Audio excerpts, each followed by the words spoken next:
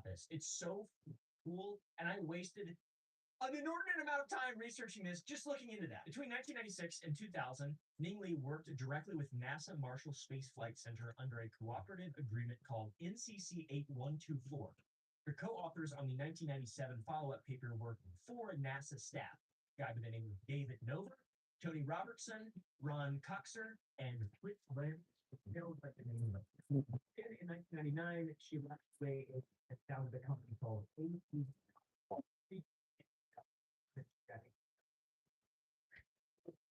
$48,000. By 2003, she wasn't publishing it. Now, this is where some speculation comes in from the internet. Tragically, in 2014, a car hit her on the campus and suffered permanent brain damage and developed Alzheimer's disease. And her son, a physician named Dr. George Min, became her caretaker. She lived that way for 7 more years, and on July 27, 2021, she died at home, surrounded by her family. Her obituary, which was written by her son, is on the website of Berry Hill Funeral Home in Huntsville. And now, the reason that she went quiet in 2003 wasn't that someone silenced her.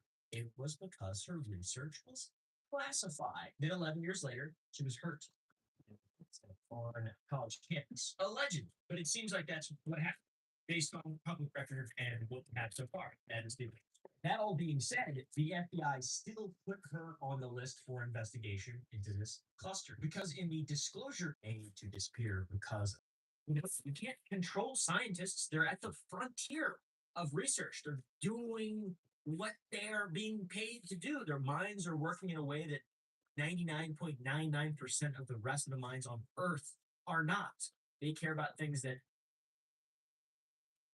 What the fuck? most people don't care about. They're really hard to control, and they have been killed before. That's why a lot of people sort of lean towards conspiracies. What we're trying to do is not imply that. I'm trying to lay out the information as clearly as I can and fact that it's happened before, and we have an official story, and now the FBI is reinvestigating. Why? Is it just a big mess of confusion? I don't know. I'll let you be the judge. There's a forum archive of an anti-gravity talk given by a young researcher named Amy Estridge in December of 2018 at the Huntsville Public Library. And during the Q&A, I have a good video going on right now. That's one of my favorite YouTubers. This guy goes crazy.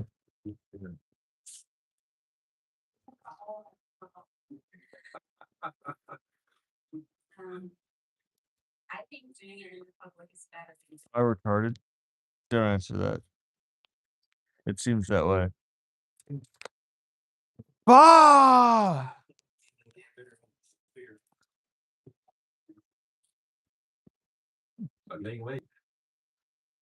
I've seen that clip now 2,000 times since all of this has been breaking, and especially more information about Amy Eskridge, who we'll talk about a little bit. Amy Eskridge is one of the first on the list that the FBI is now investigating, and they opened a holistic review, which means all systems, all aspects, all parts of the whole will be reviewed.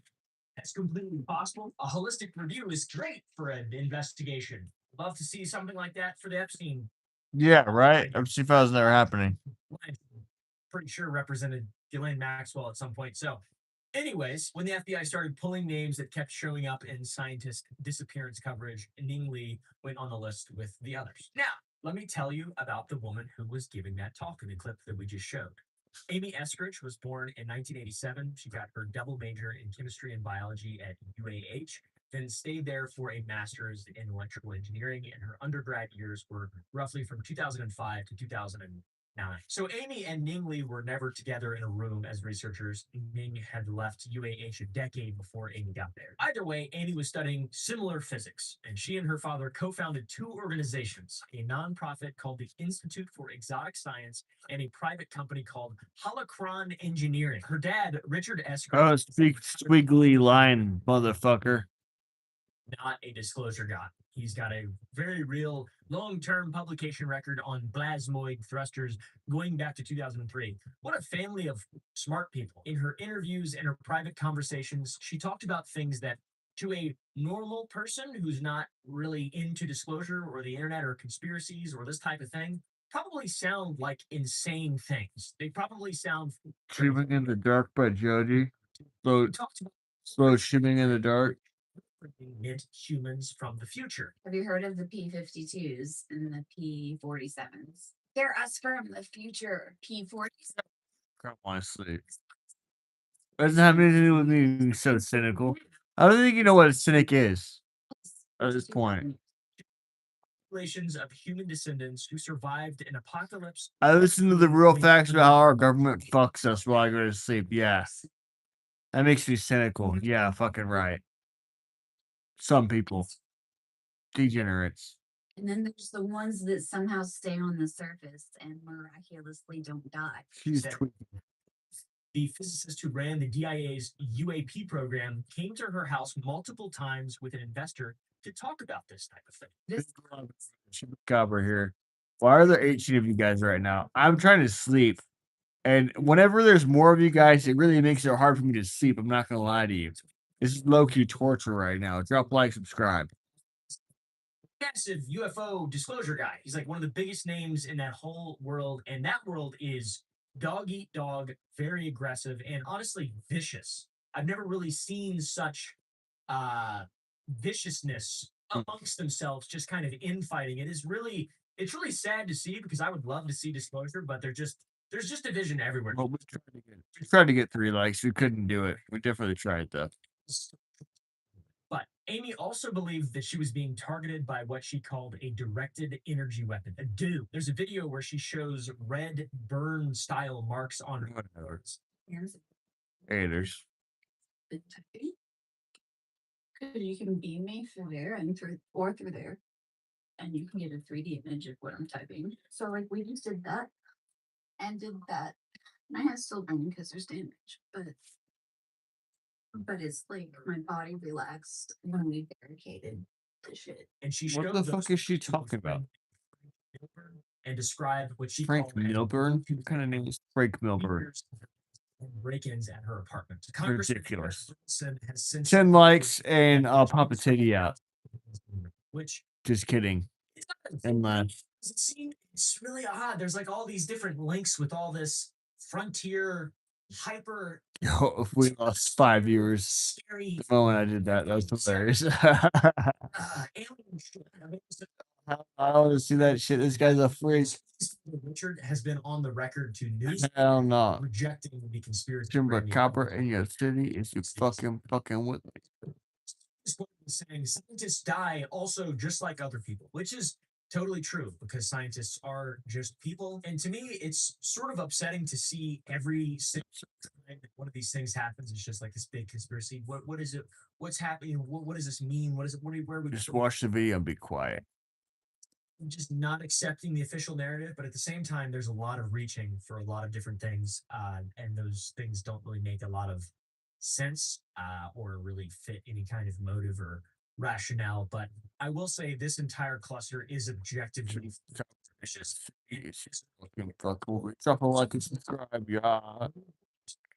Yeah.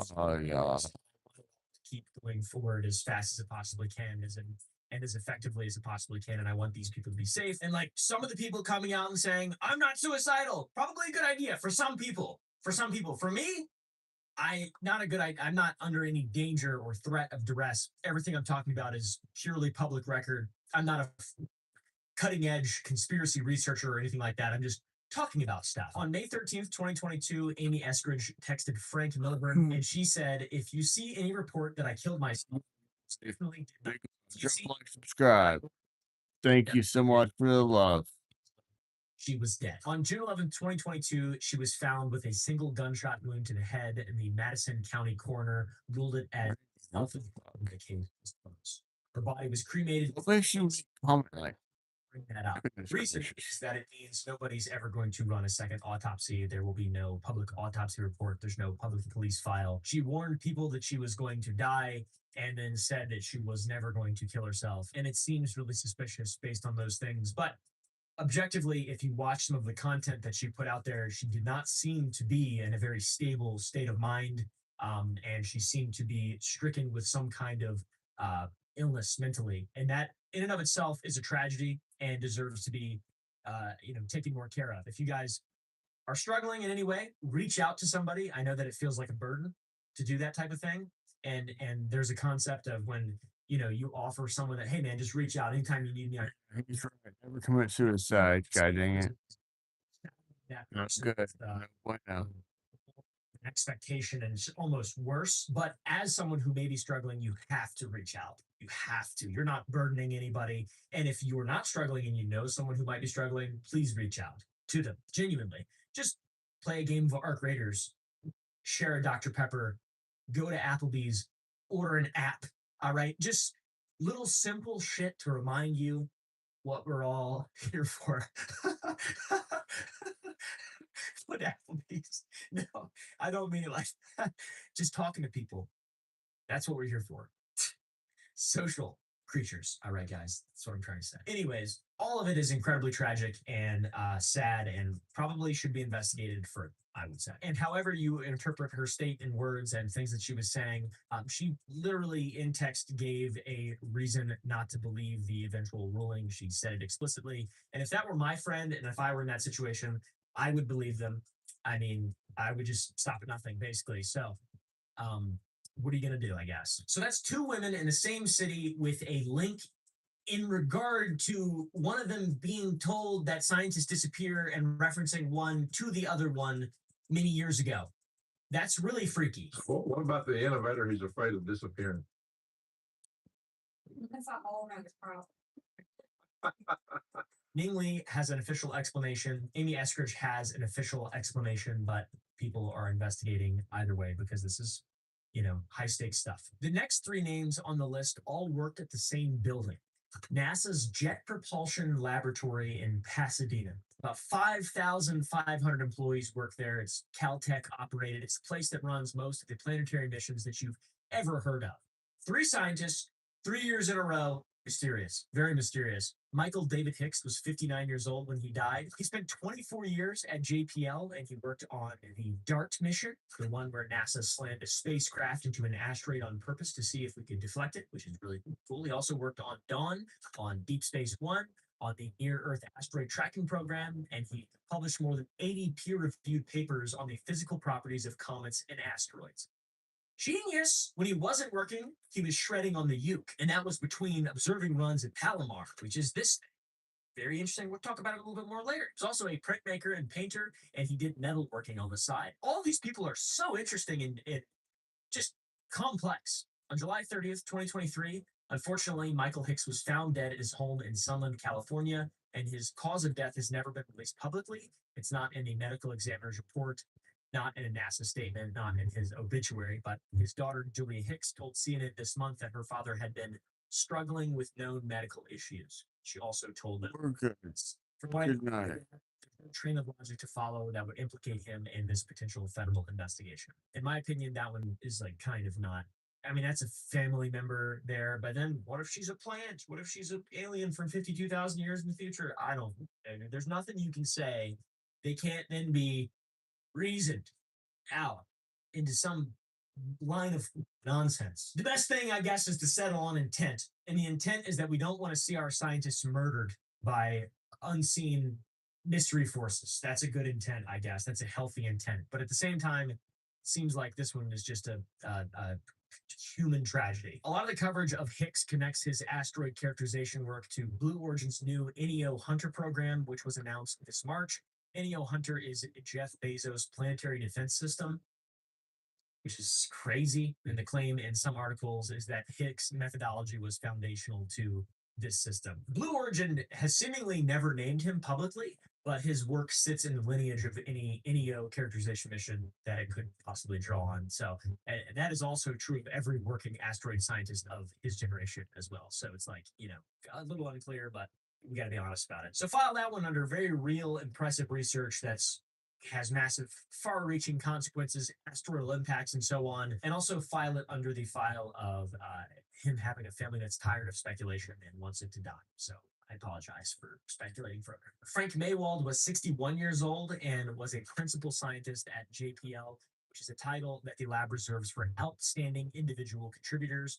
He had a PhD in applied physics, 25 years. Genius. His best known work was a 2014 paper in the journal Icarus, proposing something extremely clever. The idea that Jupiter gives off decametric radio emissions that are strong enough to cut through the ice shells of its moons. And if you put a spacecraft into orbit and listen for the echo, you can measure how thick the ice is and whether or not there's liquid water underneath. It's called passive radar, and it's one of the few tools we have for finding the subsurface oceans on Europa and Enceladus, where life could plausibly exist, even if it's a little baby protein.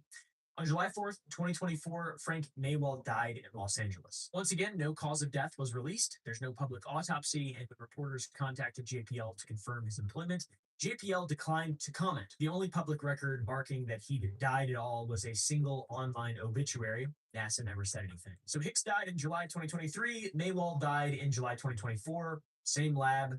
A year later, it's bizarre, but also not really an anomaly. That is 2 deaths in the same month across 2 years in a 5,500 person lab. That, in my opinion, is inside the margin for a mathematical coincidence. The anomaly seems to be that neither cause of death has been made public, but I don't know if that's the expectation for normal deaths.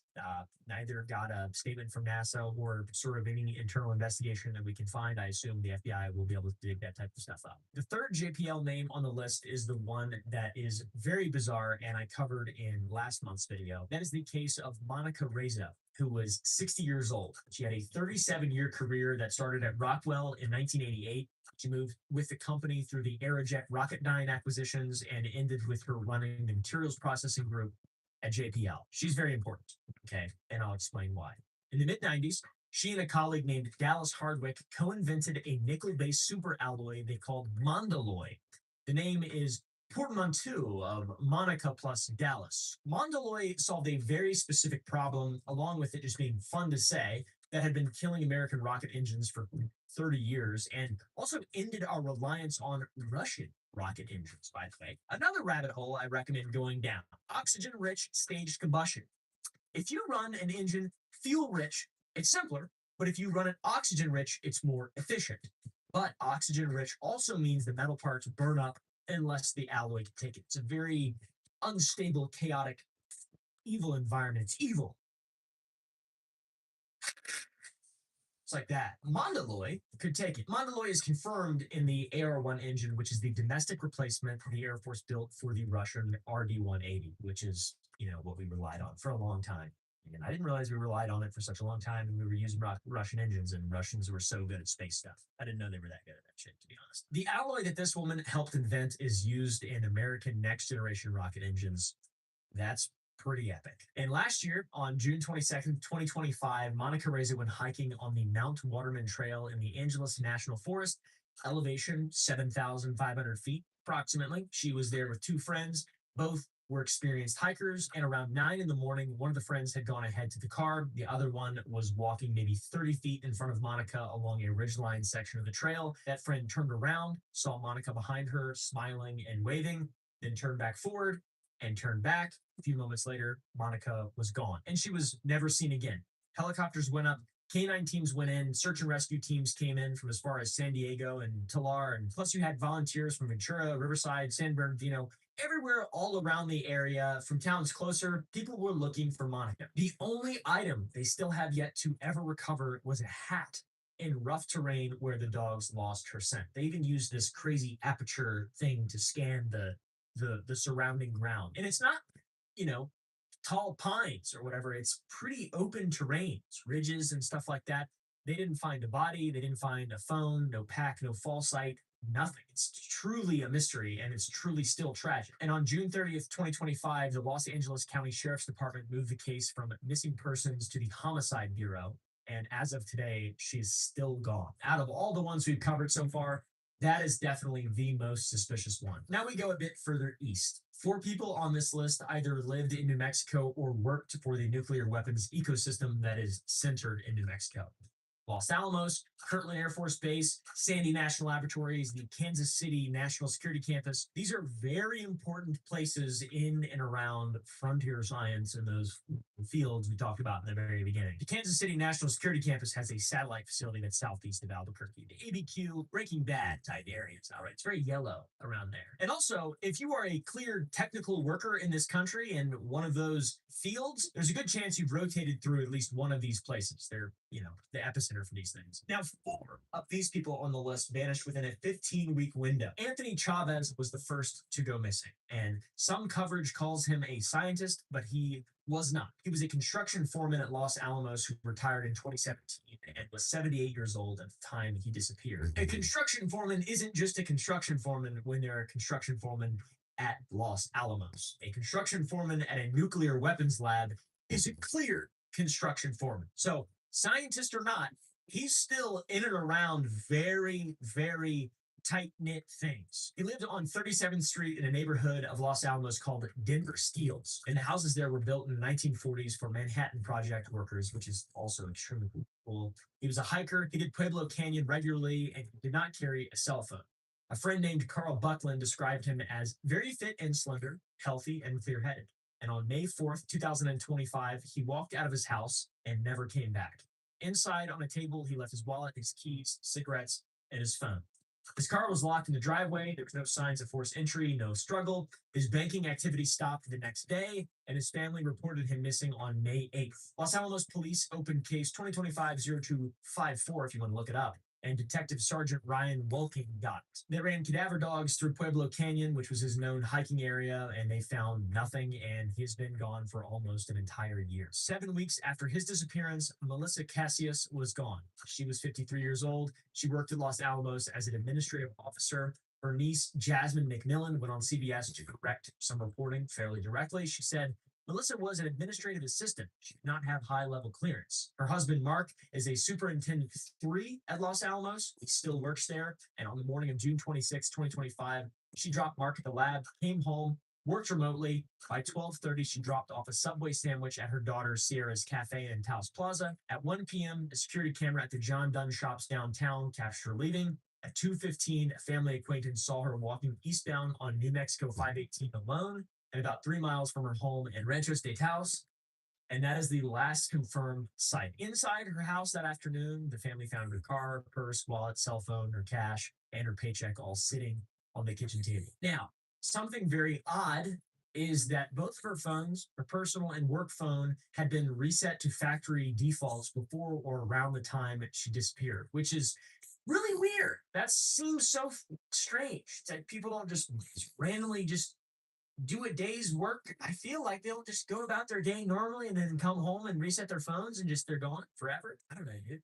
A witness reported a blue Dodge truck following her on the highway, and state police located a matching vehicle and concluded she did not enter it. Shoes matching what she was wearing were recovered in the Carson National Forest, with the DNA results still pending. And that was quite a while ago. Her husband and her daughter believe she left on her own. Her parents and her sister believed something happened to her. So there's a split down the middle of the family there. Stephen Abel Garcia disappeared 2 months later. He was only 48 years old and disappeared 2 days shy of his 49th birthday. He was a government contractor working property custodianship for the Kansas City National Security Campus, specifically the Albuquerque satellite down in Kirtland. KCNSC manufactures over 80% of the non-nuclear components of the United States nuclear stockpile. So pretty important place. Newsweek quoted an anonymous source, very important sentence. Newsweek quoted an anonymous source who described his role as a very high level overseeing positions for all the assets, tens, maybe hundreds of millions of dollars in equipment and assets, some of which are not classified, others of which would be classified. He had a top security clearance, and on the morning of the 28th of August, 2025, security camera at his home on Cattail Court Southwest caught him walking out at 9:03 a.m. He was wearing a green camouflage shirt and shorts and carrying a handgun and had nothing else. His wallet, his phone, his keys, and his car were all at the house, and that footage is not publicly available, but has been referenced by investigators. So that's very important to mention as well. After he was reported missing, his employer, from an anonymous source, apparently ran an extensive internal investigation. Once again, it's from an anonymous source. It's very difficult to find much more than that around this.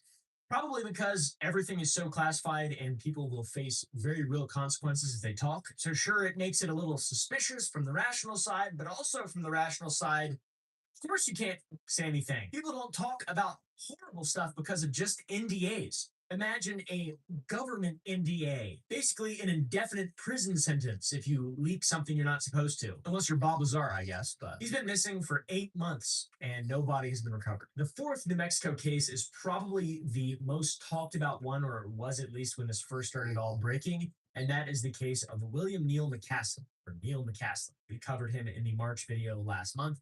If you haven't seen it yet, you should go check it out. I'll give a quick update on what's changed since that video aired. On April 22nd, the Bernalillo County Sheriff's Office released a statement saying, "We have not developed evidence establishing that Mr. McCaslin's disappearance is connected to his classified work." Meaning the official statement is that it had nothing to do with any kind of classified alien stuff or anything like that. They also found a gray Air Force sweatshirt that researchers found a mile and a quarter east of his home that came back with no blood, and investigators now say that the sweatshirt does not appear to belong to him at all and is just a coincidence. There's a new detail in the briefings that didn't make it into the March coverage, and that is that McCaslin had been experiencing mental fog for several months before he disappeared, which contradicts the official line that he was in good health with no cognitive impairment, because that's what they said last month. And his wife said that maybe he had some anxiety and stuff like that. But he went missing, left all of his important stuff that could be used to find him behind, and took his .38 revolver, which is also still missing with him. So that's 4 cases, 4 cleared workers in the same radius, the same city, and all working kind of in the same world there. All of them left their phones at home. 3 of 4 left on foot. All 4 left their wallets. 3 of 4 vanished inside 15 weeks in the summer of 2025. 0 have been found. They don't really share anything aside from a level of adjacency in their careers and what they worked on. They have a commonality and a kind of access that they were granted from their jobs and their careers and what they did. So, they all sort of had access to very scary, bizarre stuff potentially, or just normal things that happen to be classified and are born secret. I don't know, dude. There's not that much good info. It's really crazy because the way it's made to seem is that there's all kinds of crazy information, but there's just a big fog of war, and that's it. Now we have 2 more cases before we get to this week. Jason Thomas was 45 years old. He was the assistant director of chemical biology at Novartis in Wakefield, Massachusetts, and he worked on cancer treatments. Both of his parents died within an hour of each other in November of 2025 from separate medical events on the same night, which is horrific. Weeks later, on December 12th, 2025, Jason Thomas walked away from his house and just did not come back. On March 17th of this year, when the ice finally melted at Lake Quannapowitt, a detective searching the shoreline spotted him in the water. And the medical examiner hasn't released the cause or manner of death, but police have said at the time of recovery they did not suspect foul play. The tragedy of losing your family and then, losing your will to live is probably more common than we would all like to admit. And there doesn't seem like there has to be that much of a conspiracy behind this one, but I totally get it. He's one of the ones that has been found. And with that being said, Jason Thomas is on the FBI's list anyway. Because he did work on DoD contracted research at Novartis. Now, the other case is one that sort of came to headlines this week. Around 4:30 in the morning on July 22nd, 2025, Joshua LeBlanc's family reported him missing. He hadn't shown up for work. His phone and wallet were both still at his apartment, and his dog was there as well. His family told a local TV station in Lafayette, Louisiana, a station called KLFY in his hometown, that they had believed he'd been abducted. It doesn't seem that there's any evidence that someone pulled him out of his apartment by force, but what actually happened to him is not any less strange than that. Joshua LeBlanc was 29 years old. He was an aerospace and electrical engineer at NASA's Marshall Space Flight Center in Huntsville, Alabama, which you might remember is Rocket City. It's the same city that Amy Eskridge lived in, and a bunch of these people are connected to. He'd been at NASA for about 5.5 years and team lead on something called Space Nuclear Propulsion Instrumentation and Control Maturation, and a team lead on Draco. Draco stands for Demonstration Rocket for Agile Cislunar Operations. It's a $499 million program run jointly by NASA and DARPA to build and fly the first nuclear thermal rocket engine in American history. Big deal! The idea of a nuclear thermal engine is that you run hydrogen through a reactor, heat it to wild, obscene temperatures, and shoot it out the back. And you get about twice the efficiency of the best chemical rocket we've ever built. It's how you move big payloads to Mars quickly and how you move military assets around the moon, to the Nazi moon base, of course. Joshua LeBlanc was the guy at NASA running the control systems for that reactor. And on May 30th of 2025, the fiscal year 2026 president's budget request killed Draco. DARPA terminated the program, and the technical knowledge base got transferred back to NASA, and 53 days later, Joshua LeBlanc was dead. This is what investigators pieced together from his car. LeBlanc drove a blue 2021 Tesla Model 3. The Tesla Sentry Mode data shows the car sitting in a parking lot at Huntsville International Airport for approximately 4 hours in the morning of July 22nd. Nobody knows what he was doing there. Nobody knows who, if anyone, he met there. But at some point after those 4 hours, somebody got behind the wheel and drove the car 2 hours west into Walker County, Alabama. And at 2:45 in the afternoon, the Tesla hit a guardrail, then several trees, and burst in flames. The body inside the Tesla was burned beyond recognition, and 3 days later, the Alabama Department of Forensic Sciences confirmed that it was Joshua LeBlanc. No one has ever released the Tesla's autopilot data or its full self-driving data or any mention of whether those systems were engaged. The Sentry Mode data is the only forensic artifact that anyone really has been told about, that you can find online publicly, obviously. Ask Elon Musk. Joshua LeBlanc was added to the FBI's review list on April 23rd of this year, 9 months after his death. Then there are 2 other men on the list that we already covered in the last video. That is Nuno Luriero at MIT and Carl Grillmer at Caltech. If you watched the March video, you know both of those cases have named suspects. Luriero was shot by the Brown University shooter, and Grillmer's shooter is still in custody. Both of those men were murdered. They are still on the FBI's list, either way. The Carl Grillmer one is really interesting because there's also this observatory that he worked as a filter for the information from the telescope, looking at all these asteroids.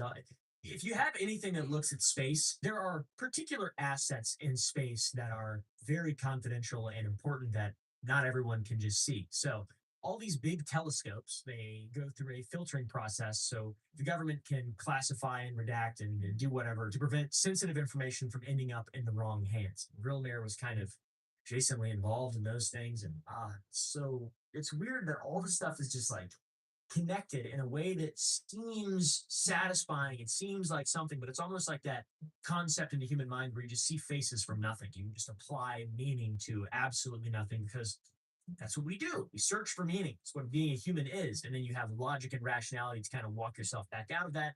And that's how you designate truth based on facts and rationality. So this guy was just shot by a random carjacker who was just like on his property for, it's really suspicious. Both Grillmer and Luriero's situations are very odd. And then the whole cold fusion acquisition and merger. Oh my God, dude.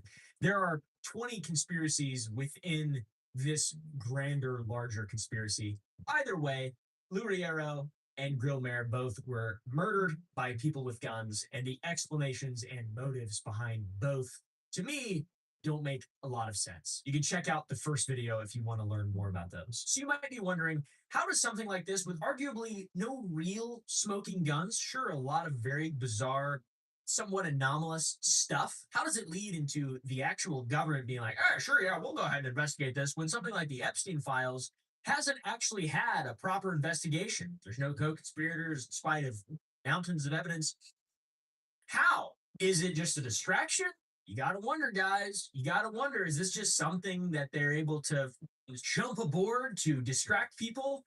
Honestly, seems like it may be. So let's keep that in mind. Anyways, a reporter named Peter Ducey, potentially one of the worst names of all time, asked the press secretary of the United States government about a Fortune story that had just listed 10 dead or missing scientists with security clearances. They all reportedly had access to classified nuclear or aerospace material. Is anybody investigating this to see if these things are connected? I haven't spoken to our relevant agencies about it. I will certainly do that and we'll get you an answer. But not the Epstein files, though, Karen Limit. Okay. On April 17th, 2026, 2 things happened on the same day. The first one is the president saying to pool reporters, I just left a meeting on that subject. Pretty serious stuff. Some of them were very important people. I just left the meeting on that subject, so pretty serious stuff. Some of them were very important people, and we're gonna look at it over the next. He promised an update in the next week and a half. Haven't really seen anything happen, but in the last week, we saw a plane crash. A Mooney M20P single engine aircraft went down in a wooded area near Union County Airport in South Carolina. Everybody on board is killed tragically. That's what happens when a plane crashes. The pilot of the aircraft was James Moffat, a 60-year-old man and 21-year Army aviation career, commissioned as a math major in 1987. He was a graduate of the U.S. Naval Test Pilot School, which means he'd been certified to fly experimental aircraft most pilots have never even touched or seen. He logged flight time in 32 different types and had a master's in aerospace engineering from Georgia Tech. Another name added to the list, it seems like. His son was also aboard, but we'll get to that. After the Army, he went to NASA, Johnson Space Center Astronaut Office, payload and flight crew support on 14 Space Shuttle ISS construction missions at the International Space Station. Then he founded a company in Huntsville, Alabama, called Moffett Systems Incorporated, which was an aerospace and defense consulting firm. And until 2024, he was a principal research engineer at the University of Alabama, Huntsville, UAH, same as multiple other names on our list. His wife, Lisa, was 61 years old and a learning coach at a local school. She was from Carthage, Missouri. What a tragedy. Their son, Andrew, was 30, and he worked at UAH's Research and Engineering Support Center. His specialty was unmanned aircraft system autonomy, drones, essentially, and how you defeat adversarial drones. Their son, William, was 28 years old as well, and at the time of the crash, he was a cloud security administrator for a home care company. Before that, he was a vulnerability analyst at Summit 7, which is a Huntsville firm that does CMMC compliance for the defense industrial base there. 3 other Moffat children are survived as they were not on the plane crash. The reason I'm talking about this is because within hours of the crash, the internet put the Moffats on the scientist disappearance list because they lived in Huntsville, because Tony was NASA, and because their sons worked in defense. And it was multiple people on one plane that went down, and it's all sort of seemingly involved in this cluster on the outside looking in. For sure, the Moffats were scientists and engineers.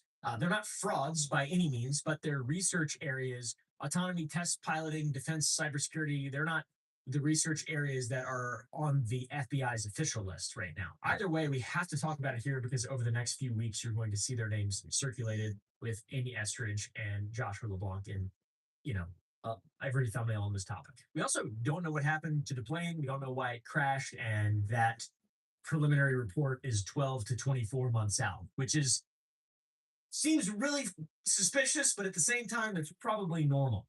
I don't really know though. Now, another tragedy and another name on the list is a man by the name of David Wilcock. He was not a scientist. He was a paranormal writer and YouTuber. He was 53 years old and a 2 times New York Times bestseller with roughly 500,000 followers. He spent 20 years as a voice in the UFO disclosure community. I've seen a bunch of his stuff in all honesty, but on April 20th, he went live for more than an hour. The topic of the stream that day was researchers tied to classified programs vanishing and dying under unexplained circumstances. He was talking about what we're talking about today.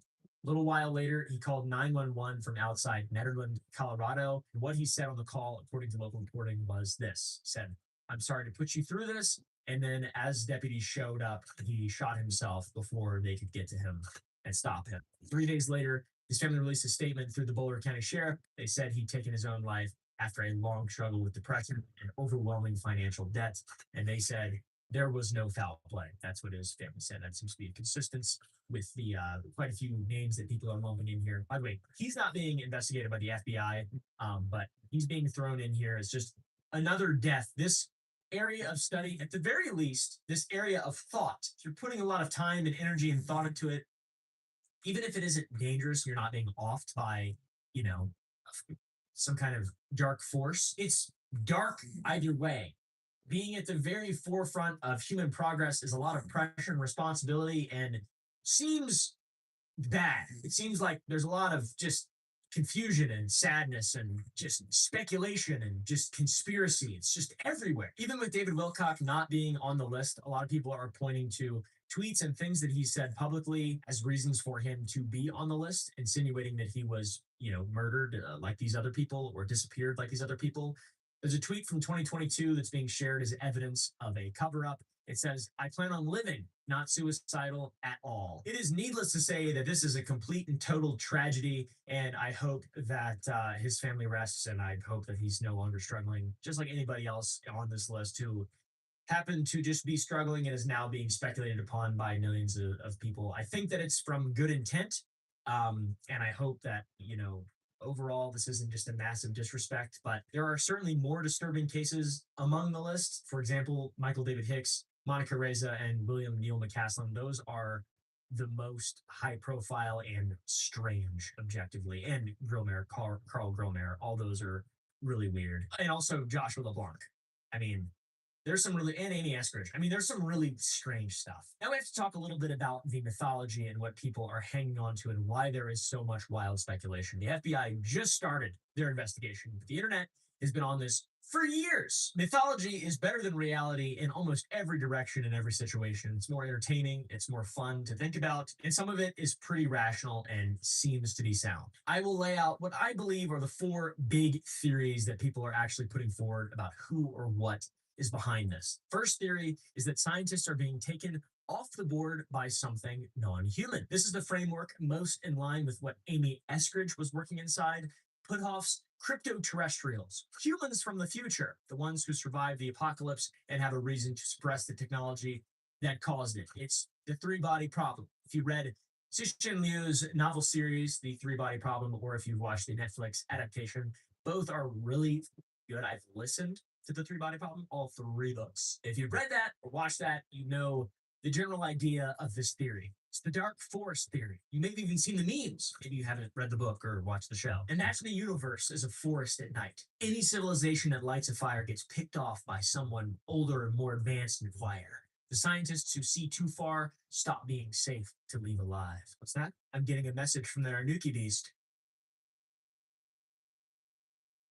Ponder on whether sufficiently transformative physics is itself a national security problem, and whether the people who can see it coming are the ones who start making lists about who else can see it coming. That was really deep, Arnuki beast from Spooky Island. Sorry, I thought it'd be funny to do something funny in this like mythology part of the video because it's so dark and I'm like inherently I like funny stuff. I like comedy to like lighten the mood a little bit. I apologize if it's disrespectful or whatever, but it's just kind of who I am. So,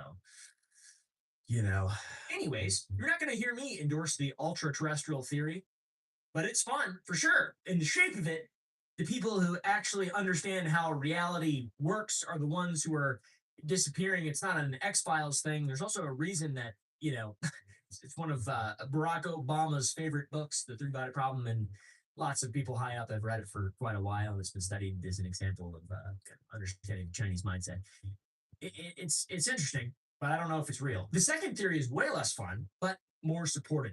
Congressman Burleson, who has been the loudest voice on the Hill about this, told Newsweek last week that the pattern has all the hallmarks of a foreign operation, which to me makes a lot of sense. He named China, Russia, and Iran as the plausible actors. Shit, might as well throw Israel in there. They love killing scientists. Only Iranian scientists, though, of course. The precedent for this theory is not speculative. Between 2010 and 2020, the state of Israel killed at least 7 Iranian nuclear scientists with magnetic car bombs, motorcycle assassins, and a satellite-operated machine gun mounted in the back of a parked pickup truck that killed Mohsen Fakhrizadeh in 2020 with 0 Israeli operatives on the ground. That shit is insane. So it's possible to just kill scientists, is what I'm saying. Former Mossad chief Yossi Cohen went on Israeli television and said that if a man constitutes a capability that endangers the citizens of Israel, he must stop existing. That's crazy. Just in general? What?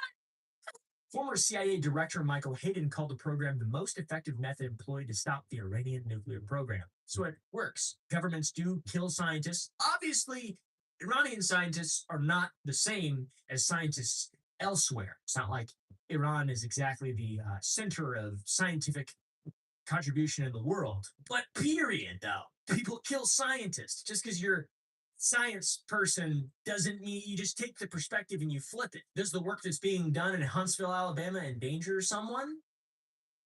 That's the idea. It's not like a statement. I'm not endorsing or condemning it or whatever. Also, in December 2025, a U.S. congressional report documented that China has spent the last decade exploiting American Department of Energy research partnerships to move nuclear and dual-use technology back home to China. The 2026 annual threat assessment ranks China and Russia as the most persistent intelligence threats to American research. The Ministry of State Security in Beijing has been recruiting and targeting American scientists for more than 20 years. The question is not whether this happens. The question is whether any of the 11 names on the list potentially caught in that crossfire. That's a pretty realistic theory, if you ask me. The third theory is that the call came from inside the house, that the American security state has learned what it learned from Malov, which we covered back in March, and applies it now as policy. When a scientist knows too much or threatens to publish too much and cannot be controlled, or becomes too visible an embarrassment, something happens, they die. This one also plausible, very plausible, and probably the least dramatic of the four theories because the amount of evidence that we have looks like the evidence that you would get from a cover-up. So we'll see. You know, it's really hard. I get why people are speculating. The fourth theory, and the least good one, in my opinion, is that it's all a coincidence.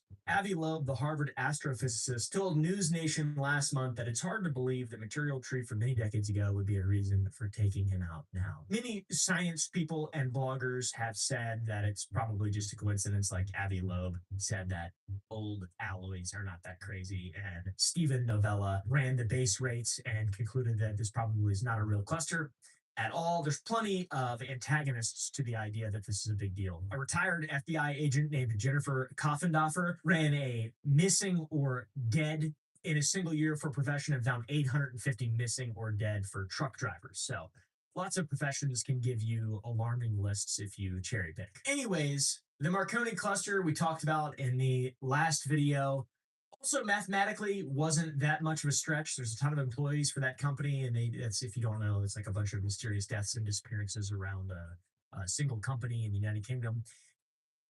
It's not really possible to truly know or understand, and if someone does say they know and they know exactly, they're probably full of shit, to be honest, unfortunately. And that is a tragedy in and of itself because confidence will always win when people are willing to listen. And one thing that's unfortunate to me that I'd like to talk about for a moment here is a lot of the people who really are caring about the scientists and they care about science and they care about all this stuff also think that these scientists are the ones who lied and then have faked like the moon landing and think the Artemis 2 and all this bullshit. I love scientists and I hope that they're not being systematically targeted by some kind of super future humanoid race or foreign intelligence governments, which they definitely are, for sure. It is dangerous. Absolutely. Government. I hope that's not happening. And I would like to sort of signal boost this entire thing for that reason and try to hopefully provide evidence across the board and ideas across the board so you guys can make up your own minds and not just believe the most confident person, because that's not usually the reality. And also, unfortunately, on top of that, the official information we're going to get from the FBI, who could possibly trust that given the experience we've had with the FBI over the last year in regard to the Epstein files? So there's no winning. Basically, continue doing science. It's very important for humanity. I have not really been more moved by something than the Artemis 2 of humans going around space and listening to them talk about it, filming it on their iPhones. Proud to be a human from that moment. Literally, one of the few proud to be human moments I've had in a really long time. So you got to love science. You got to care for the scientists. That's hopefully what all this is about, and not just random conspiracy bullshit. So anyways, thank you guys for watching. If you enjoyed this, press the like button down below, and I'll see you in the next one.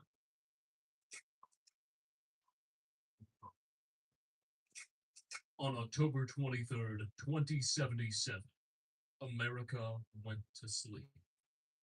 And in 2189, she reawoke in the West.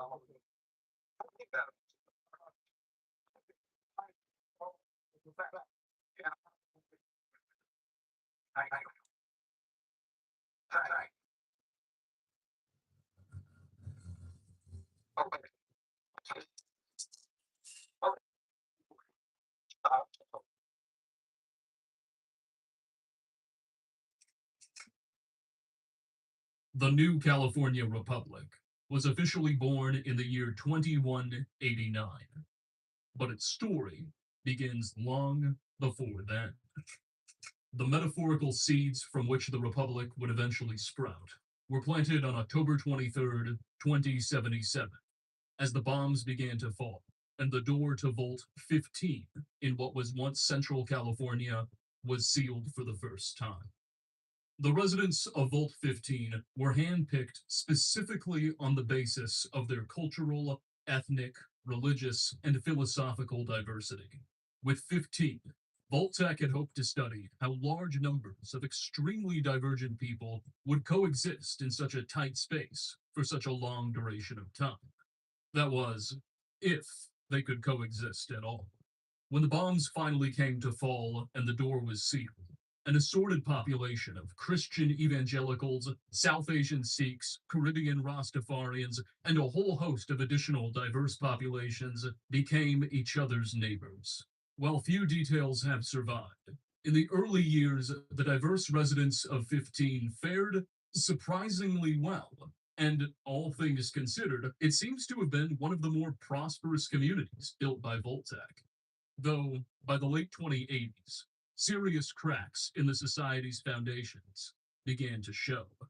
The Volt's established population control mechanisms either failed or were just being ignored.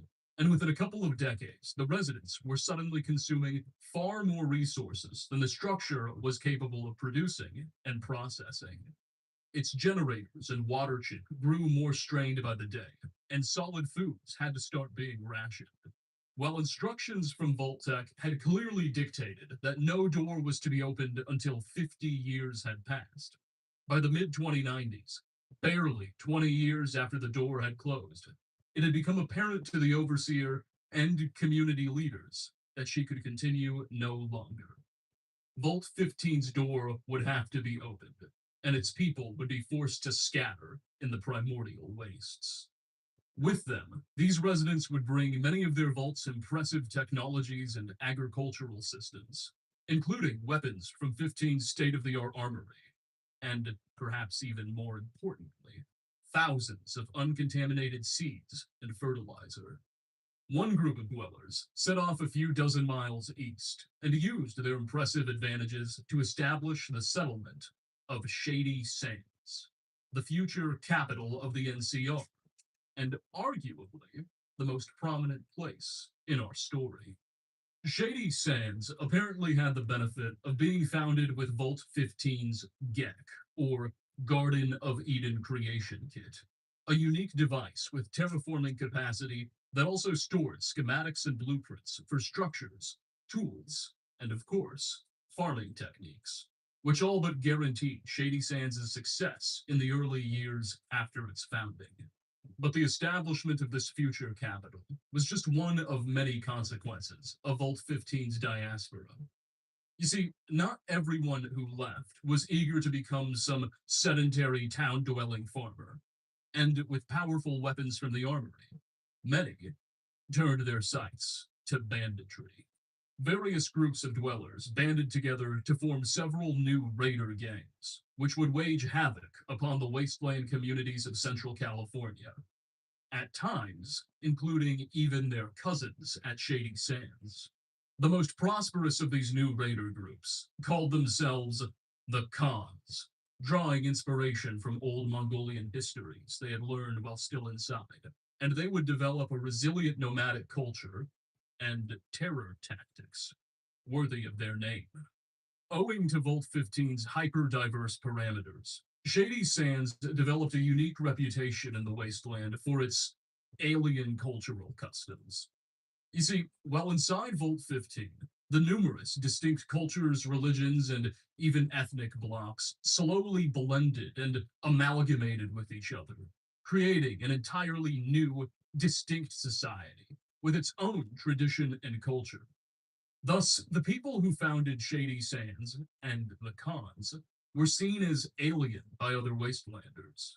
They wore strange clothes, worshipped alien gods, and spoke with bizarre accents and often used entirely unheard of words. The influence of South Asian culture was particularly visible in Shady Sands. There, the people regularly prayed to an odd deity whom they called Dharma and incorporated variations of South Asian words into their speech, referring to their herds of irradiated mutant cattle as Brahmin. By the 2050s, a man known as Aradesh was elected mayor, and his turbulent administration would be among the most eventful in the office's history. Early in his term, the Khans radically escalated their attacks against Shady Sands, going so far as to even kidnap Aradesh's daughter, a young woman named Tandy. The bandits demanded an impossible ransom for the return of the girl and the cessation of their raids. As the Khans waged havoc, the beleaguered residents of Shady Sands also had to deal with a new, even less familiar enemy: super mutants. A product of the forced evolutionary virus, super mutants were ferocious, giant green creatures who better resembled monsters than the humans they once were, and they thirsted for blood and captives who they could transform into their own kind. In the late 2050s, a figure referred to as the Master began mustering an army of these creatures from the ruins of the old Mariposa military base, and he planned to use his army to conquer the world in his image, Shady Sands included. Facing these insurmountable problems, Aradesh seemed poised to become Shady Sands' last mayor. That was until Dharma sent his people a messiah. Sometime around 2161, a figure now only known to history by the simple moniker the Vault Dweller appeared in Shady Sands. According to legend, the Dweller saved Aradesh's daughter, nearly destroyed the Khans, and with the help of intelligence provided by the townspeople, went on to slay the Master and decapitate his growing mutant armies. In one fell swoop, this mythical figure relieved Shady Sands from its impending doom, and, if the rumors are to be believed, may have even taught the people much about crop rotation and defense tactics. The identity of the Vault Dweller, and whether or not they even existed at all, remains a topic of much debate by modern historians. But one thing is clear: the 2160s were a time of enormous transformation in Shady Sands. Relieved of their greatest adversaries, the town guard began to professionalize and reinvent itself as more than just a ragtag militia. Under its captain, Seth, a competent man of modest birth, the force began projecting its power from beyond the town walls, launching preemptive attacks on rad scorpion nests and emerging raider gangs. In the early days, these operations were small and local, but as the years ticked on by, these brief forays into the wastes became larger, more coordinated, and were occurring further and further away from Shady Sands itself, as the burgeoning city-state now sought to secure trade routes and defend its caravans. This, in turn, resulted in a flourishing of industry and economic development. Shady Sands found itself becoming a great center of trade, and its population grew alongside its demand for workers, skilled craftsmen, and professionals. Thanks to their origins in a uniquely diverse vault, the community proved more than capable of assimilating and adapting to its changing population circumstances. While the town was certainly uniquely advantaged in the years after the defeat of the Khans and the Master, it was not alone in reaping the benefits of peace. Other settlements in Southern California, such as the Hub and Dayglow, mirrored Shady Sands' prosperity and contributed to ever-growing and more crowded trade networks. As this little slice of the wasteland fostered an interconnected and developing economy, as their world was growing and changing for the better, Mayor Aradesh, who was still running the show in Shady Sands in the 2180s, began to wonder if the governments should change along with it. In the year 2186, Aradesh and his allies, especially his daughter Tandy, began campaigning for the formation of a constitutional republic, modeled on the old government system that would unite the thriving cities and settlements of Southern California under a single banner.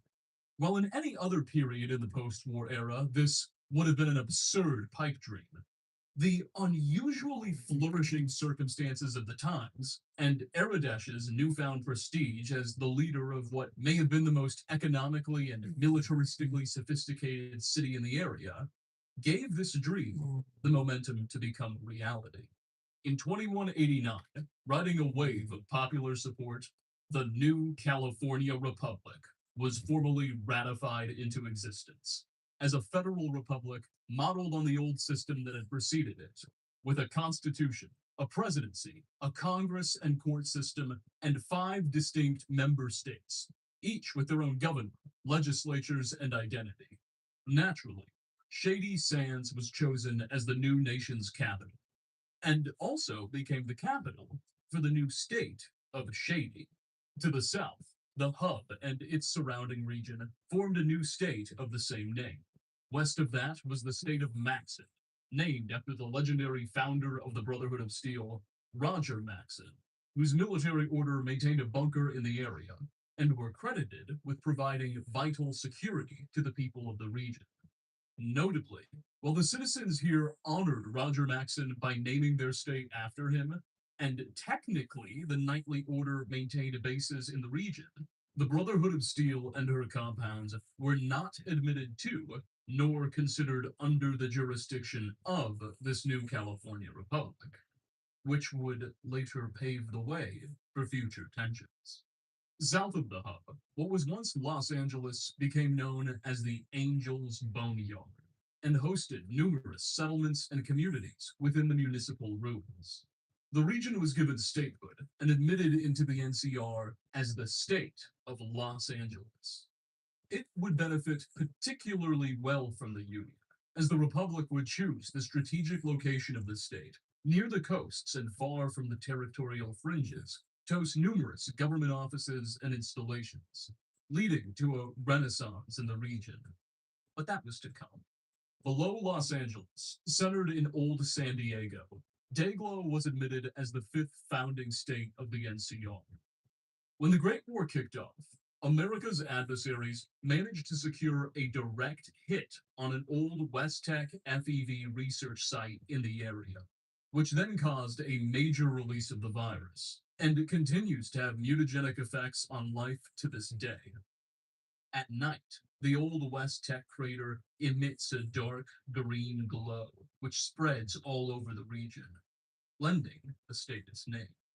Once the simple mayor of Shady Sands, Aradesh was overwhelmingly voted as the first president of this new California Republic, now ruling over a population and territorial area several times the size he once did. Aradesh also found himself sharing power with a Congress and a judiciary. He was also now subjected to regular new elections at the end of each term. A new set of challenges to accompany his new responsibilities. President Aradesh would dedicate the early days of his administration to all the necessary statecraft to be done in such a fresh nation. Though he always maintained a sort of reverence and respect for that legendary vault dweller who saved his people so long ago. And in 2196, Aradesh would vanish while trying to track down the vault that Hero allegedly came from. In his place, his daughter Tandy, now in her early 50s, took on the reins and was overwhelmingly elected as the NCR's second president. In the end, Tandy would win 10 consecutive re-elections, each carrying a 5-year term, serving as president until dying at the age of 103 in 2248. And her 5 decades in office would transform the Republic and set it on a course from which there would be no return.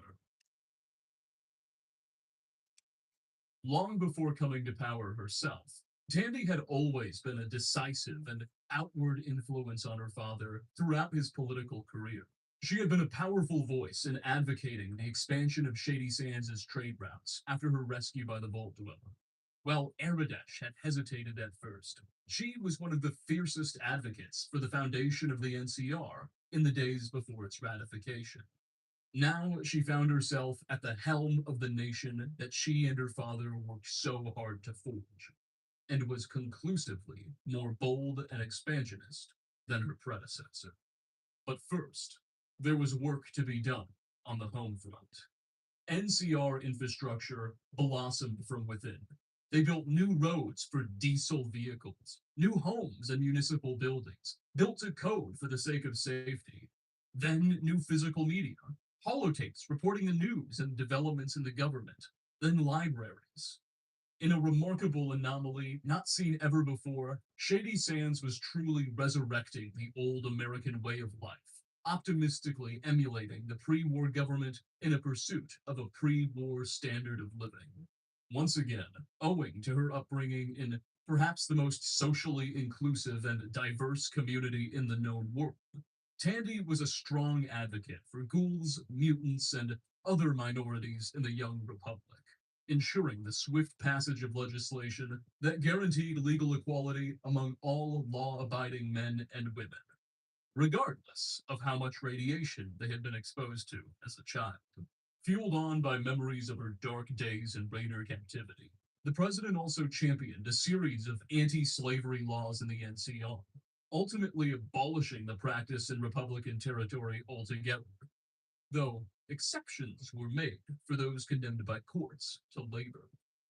As the economy grew and a new consumer market emerged, Tandy implemented limitations on the amount of land and Brahmin a single person or entity could own, and passed a number of laws that sought to rein in the power of these emerging new corporations, though much of the specifics of this legislation has been lost.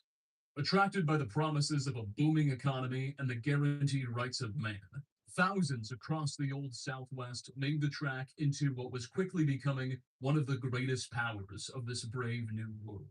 But Tandy's administration would go on to shake up much more than just the social order.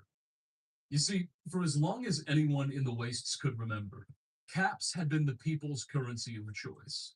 Standardized and abundant thanks to the old Nuka-Cola company's dominance and difficult to counterfeit, the only way new caps could enter circulation was through the productive practice of scavenging and prospecting the ruins of old. Essentially, caps had to be mined with labor. But the rapid economic development occurring in the NCR spurred the government to begin considering alternatives. For one, the NCR couldn't control the circulation or production of caps, which is a problem for any government, but complicating matters further. As the years ticked on by, caps became harder and harder to accrue when scavenging. The NCR just had way too many people for there to be much left to scavenge. Even worse, the development of their economy had resulted in several bad actors managing to restore old Nuka-Cola plants and begin producing counterfeit caps of their own, completely out of the NCR's jurisdiction. It was because of these emerging challenges that in the first half of the 2100s, President Tandy and the NCR Congress decided to move their young nation onto the gold standard. From here on out, the Republic would mint its own gold coins and would pay out all government expenses using these precious metals. Early on, the transition seemed poised to be a giant success. Newly minted NCR coins were worth several times their weight in caps, and almost overnight, the entire underground counterfeit market was crushed. But this shift in economic policy necessitated a shift in foreign policy. Being centered in Southern California, the NCR couldn't produce much gold in its own territory. Instead, they had to import the metal, mostly from a number of mining communities in Northern California around the town of Red. At this point in our story, the NCR's influence in these regions was weak and being substantially challenged by the meddling of New Reno and Vault City, two powers in Northern California and Nevada that, through their influence over the gold mining settlements of Redding, threatened to ruin the NCR's new currency plans before they had the time to fully mature. Located amidst the once smoldering, though now thoroughly cleaned up ruins of the old Reno, New Reno had established itself as a great center of gambling, partying, and just sin in general in the wasteland. Lacking any formal government, police, or military during this time, New Reno was governed through the consensus of the city's powerful mob families.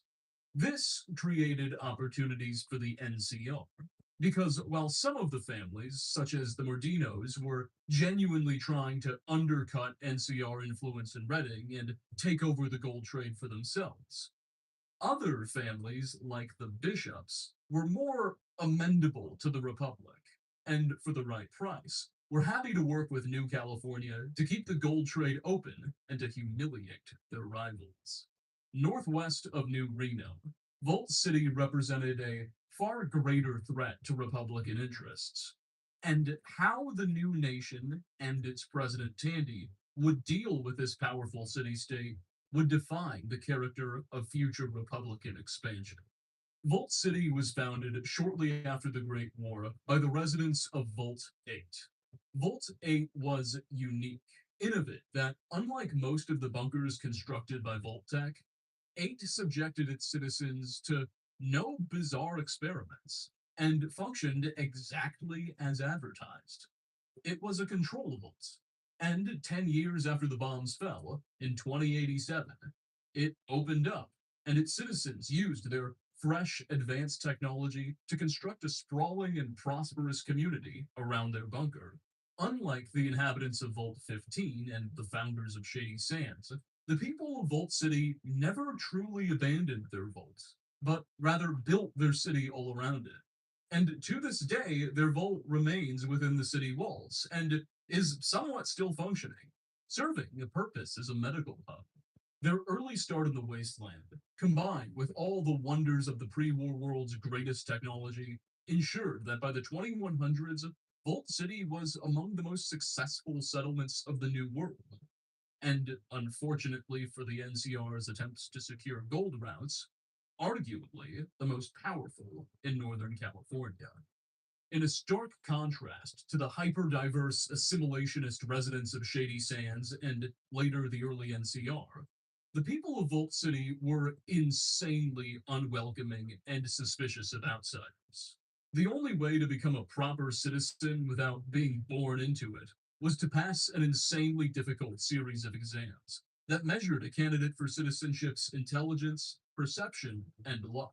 Then, even if an applicant managed to get past these tests that were designed to have a 95% fail rate, they would still need to prove that they had never suffered adverse effects of radiation and be approved by the town council. Suffice to say, while they tolerated traitors, Vault City discriminated harshly towards outsiders, and was even known to fire on ghouls and mutants on sight, a set of policies that horrified the still liberalizing NCR. Still, though, despite their strong ideological differences, President Tandy and her government first sought an understanding with this suspicious and powerful city-state. They proposed an alliance between the Republic, Vault City, and the Bishop family of New Reno, which would ensure that the gold markets remained open, and in fact even promised the opening of new trade routes and even more economic opportunity for everyone involved. Alas, the Vault City Council rejected this proposal outright, refusing to even continue the negotiations and greatly offending the NCR delegation. Desperate to secure access to quality gold imports and enraged by the city's insolence, President Tandy and her government showed something of a dark side.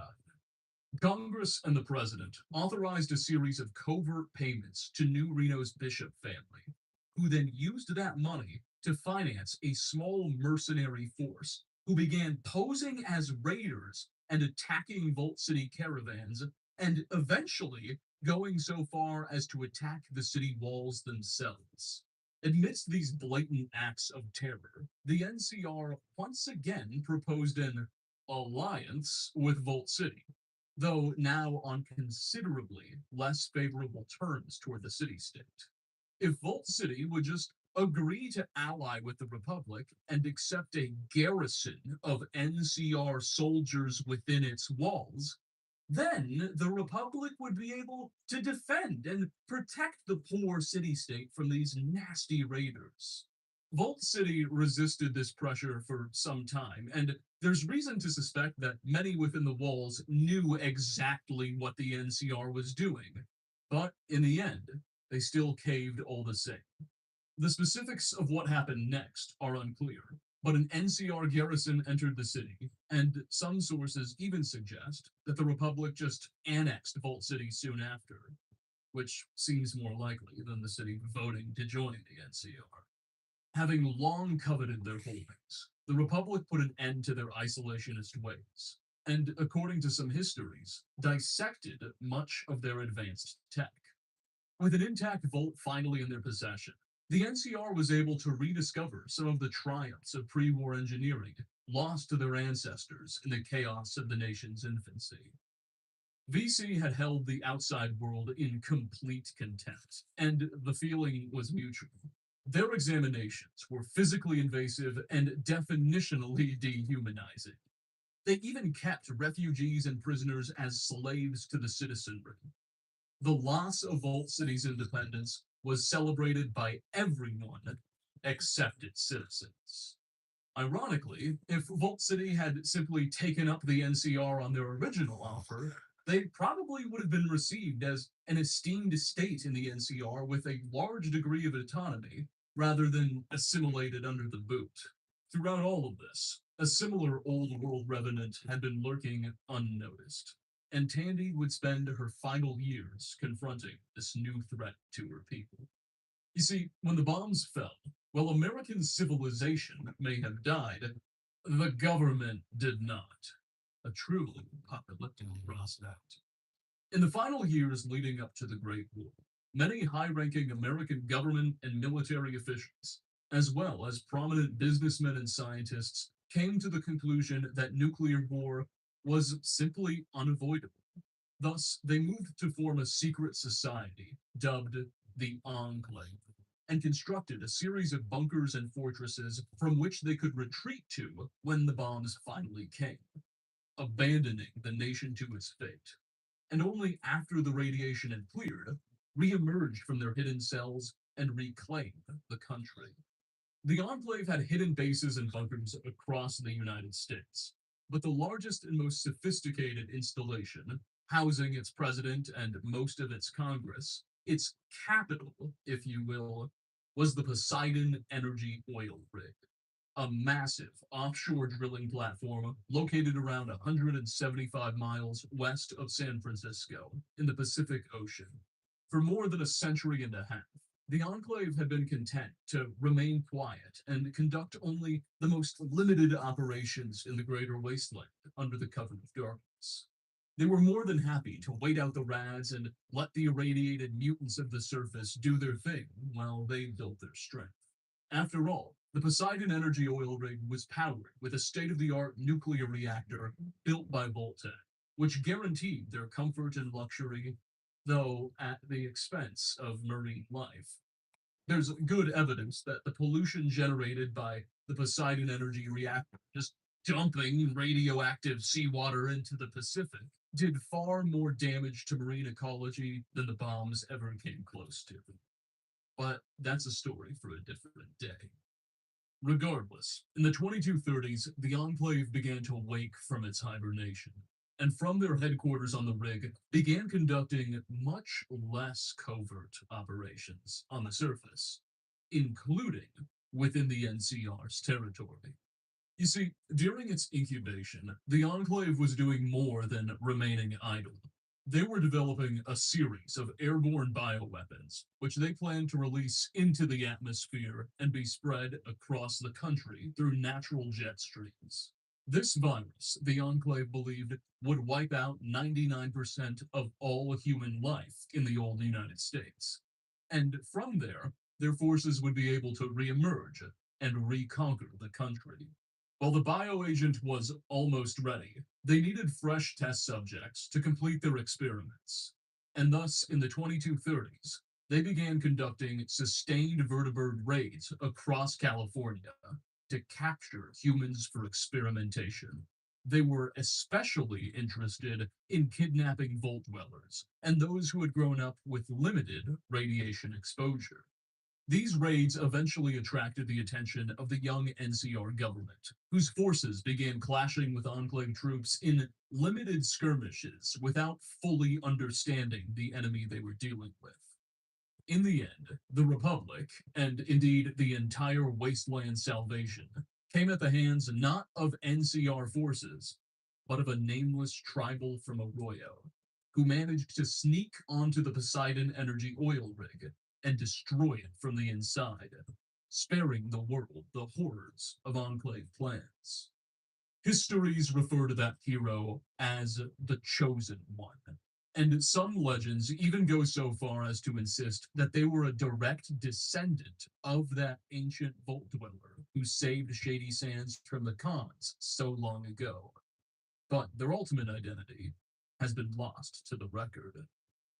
Following the fall of their capital and wipeout of most of its leadership, what little remained of the Enclave retreated to the town of Navarro on the northern California border, where they were eventually overrun by NCR forces, who were able to then gain valuable blueprints, schematics, and technology from the Enclave base, which could be reverse engineered. Not long after the fall of Navarro, the NCR was building its own fleet of vertibirds, and laser weapons had become much more common. The NCR recovered more than just technology, though.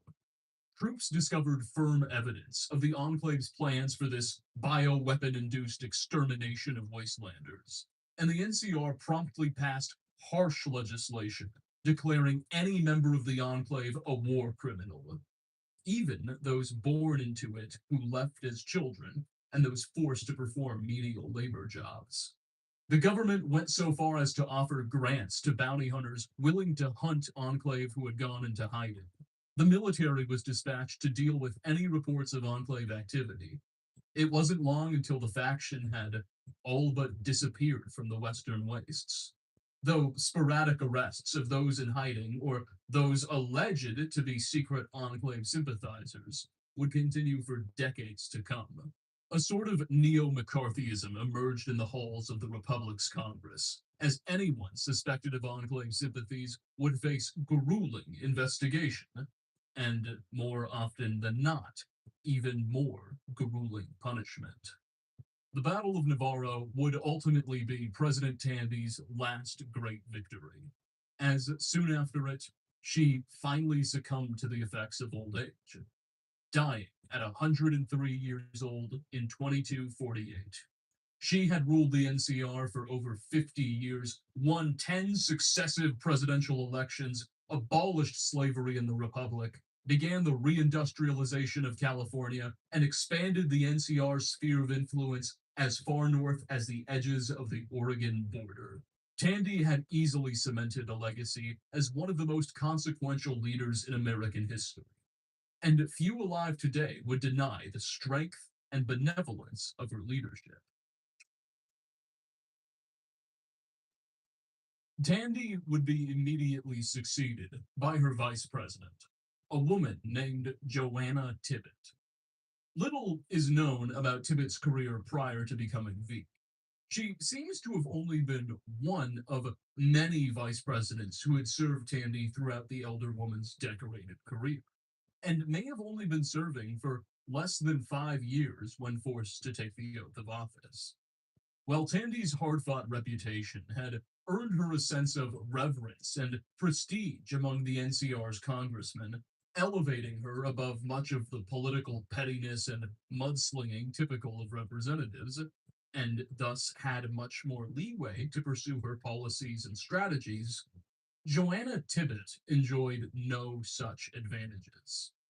The central problem that came to define Tibbet's very brief time in office came from the Mojave.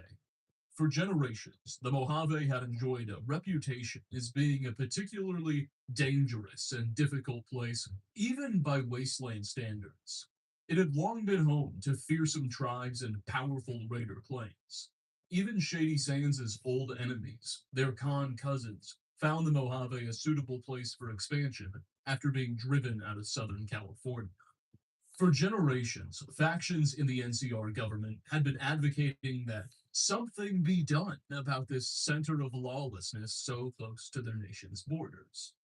But Tandy had wisely managed to abstain from involving her people in what she knew may very well be an unsolvable quagmire. Her successor, Tibbet, attempted to continue this policy of abstinence from Mojave affairs. But in 2253, when a group of 38 NCR citizens who were traveling through the Mojave, or perhaps doing something they had no business doing in the Mojave, were captured by raiders or tribals and executed, the people and Congress of the new California Republic demanded blood. Tibbet's refusal to authorize a full-scale invasion and conquest of the region was seen as an act of timid cowardice, and in late 2253, Congress voted to impeach and remove Joanna Tibbet from office before she could even finish her first term. In her place, a politician by the name of Wendell Peterson was elected fourth president of the NCR. Peterson's background is obscure and murky. Little is known about his position in government prior to assuming the executive office. However, one can only assume that he was a very well-connected character. Among his first acts as president, Peterson deployed 3 regiments of NCR infantry, approximately 3,000 troops, to begin establishing a foothold in the Mojave, to ensure the safety of NCR citizens and have a base of operations for future expansion when it was ready. Back on the home front, the Peterson administration, desperate for support wherever they could find it, sought allies in the business community. Since Tandy's economic reforms, which instituted clear limitations on the amount of Brahmin cattle and land any single man or company could own, the NCR's wealthy and economic elite yearned for a savior to release them from what they saw as cumbersome and unnecessary regulation. 2 major organizations emerged, financed by the business community, to lobby the government to repeal these laws: the Stockmen's Association and the Republican Farmers Committee. Tandy and Tibbet had ignored these organizations, but that didn't stop them from digging their claws everywhere else in government. And when Peterson was elected, they found a great ally. While stopping short of an outright repeal of the laws, the new president succeeded in dramatically raising the caps on how much land and cattle could be owned by a single entity. This, he promised, would grow the economy, provide jobs and cheaper food to the people, while also staying true to the spirit of his great predecessors. So, Peterson assured the public. What he failed to mention, and likely even comprehend, is that it would also lead to a greater and greater concentration of wealth among the landowning classes, who were sure to funnel much of that wealth back into the pockets of their favorite politicians, who, for their part, were happy to continue doing their patrons' bidding. The rise of these new mega landowners, also called Brahmin barons, would take time to become apparent, but within a few decades, their influence would grow to be metastatic. As the NCR was loosening business regulations and dipping its toes into the Mojave, yet another crisis presented itself. For generations, the Brotherhood of Steel had maintained a series of bunkers and bases within the Republic's territory. While historically, the two factions had been on respectable terms, indeed, the citizens of Maxon even insisted on naming their state after the Brotherhood's founder. In recent years, as new generations rose to lead both factions, their friendly ties began to break down. The Brotherhood, fancying themselves as the only group worthy of possessing advanced technology, resented the NCR's successes in Vault City and at the Battle of Navarro, which led to the Republic's military becoming considerably more sophisticated. Meanwhile, NCR generals were growing ever more weary over the fact that what was in effect a powerful foreign military was allowed to operate within their borders. And in the mid to late 2250s, that powder keg would finally explode. We don't know for sure who fired the first shot or why, but soon enough, the NCR had formally declared war on the Brotherhood of Steel, and the two sides entered into what would become the most brutal conflict either faction had seen yet. While the Brotherhood was hopelessly outnumbered by the Republican armies, the NCR was hopelessly unprepared to face such a sophisticated, competent, and determined adversary. Much of the fighting would take place in the Mojave, where the Brotherhood had discovered that the Hoover Dam was in a good enough condition to perhaps be brought back online, and thus had sent a substantial force into the region under Elder Elijah, who subsequently went on to ignore his orders to secure the dam and concentrated on securing the Helios 1 power station. The NCR therefore now considered the Mojave more pivotal than ever before, and sent several more regiments to the region in a desperate attempt to dislodge the Brotherhood's presence. In one such battle, called Operation Sunburst by Republican generals, the NCR used human wave tactics to overrun the knights guarding Helios 1, who were ultimately forced to retreat only after simply running out of ammo. Amidst the tactical withdrawal, Elder Elijah would disappear. But the Mojave was just one front in a much wider conflict. Across the new California Republic, chaos reigned as cities close to Brotherhood bunkers became battlefields, then became wastelands. Though the destruction was far more than just physical. You see, sometime during the Tandy administration, it became obvious that carrying so many gold coins around and hanging on to them was somewhat impractical for the citizens and businesses of the NCR. So, the government began issuing notes, or dollars, modeled after the old government's currency, that was pegged to gold. Citizens were encouraged to give up their gold and other precious metals to the government for safekeeping, who would then issue them dollars in return, which, whenever necessary, could be redeemed for their value in gold. The system worked well, initially, but the war with the Brotherhood threw everything out of balance. The Brotherhood targeted NCR gold mining operations around Reading, severely disrupting production, and they went so far as to successfully raid several of the Republic's gold reserves and caravans. And what very little gold was left, the government spent on trying to finance the war. As a result, a terrified public, fearing there soon wouldn't be any gold left, raced to redeem their bear bucks for the metals as soon as possible. But by now, the government didn't have nearly enough gold to handle the emerging liquidity crisis. They simply couldn't give everyone their gold back. President Peterson and Congress were thus forced to abandon the gold standard altogether. Dollars were now backed by nothing but faith in the Republic, which, as it would turn out, wasn't worth all that much. By the 2280s, the dollar would be worth less than half the value of a single cap and less than 10% that of a silver denarius. But we're getting ahead of ourselves. While the Brotherhood War never ended per se, it did begin to cool, at least enough for the NCR to feel confident in pursuing less relevant military objectives. In 2269, 16 years into President Peterson's reign, and after at least 2 successful re-election campaigns, Papa Bear authorized an ambitious plan presented to him by a general named Aaron Kimball.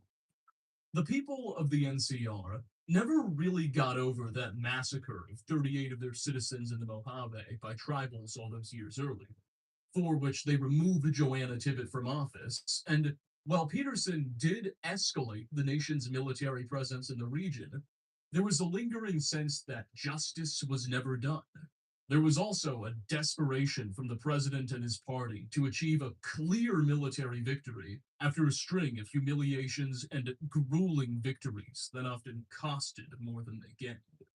Thus, when General Aaron Kimball presented a planned campaign against tribals in the Mojave, which he promised to be quick, efficient, and cheap, the government enthusiastically agreed to furnish it. Like so much else, specifics on the campaign have been lost to history. But General Kimball appears to have delivered on his promises and successfully pacified tribals and raider gangs around the Bullhead City area. Kimball was awarded with the status of a national hero back home. And while he was still riding high on this great victory, the general made the clever decision to trade in his fatigues for a shiny new suit, retiring from the military to pursue a career in politics. By 2273, Kimball was a congressman, likely a senator, representing the hub. As all these events were unfolding, as the new California Republic was falling headfirst into economic catastrophe, political corruption, and a ruinous war with the Brotherhood, with only a single campaign against some tribals near the Mojave to show for a decisive victory, bigger events were unfolding beyond its borders. East of the Colorado River, an utterly deranged but strategically brilliant man calling himself Kaisar, son of Mars, had united dozens of once warring tribes and raider gangs under his banner of the Bull, building a massive army and empire, which he called Kaisar's Legion. Despite his impressive honorifics and appeals to divinity, the Caesar of the East was actually born in the Los Angeles boneyard, named Edward Sallow.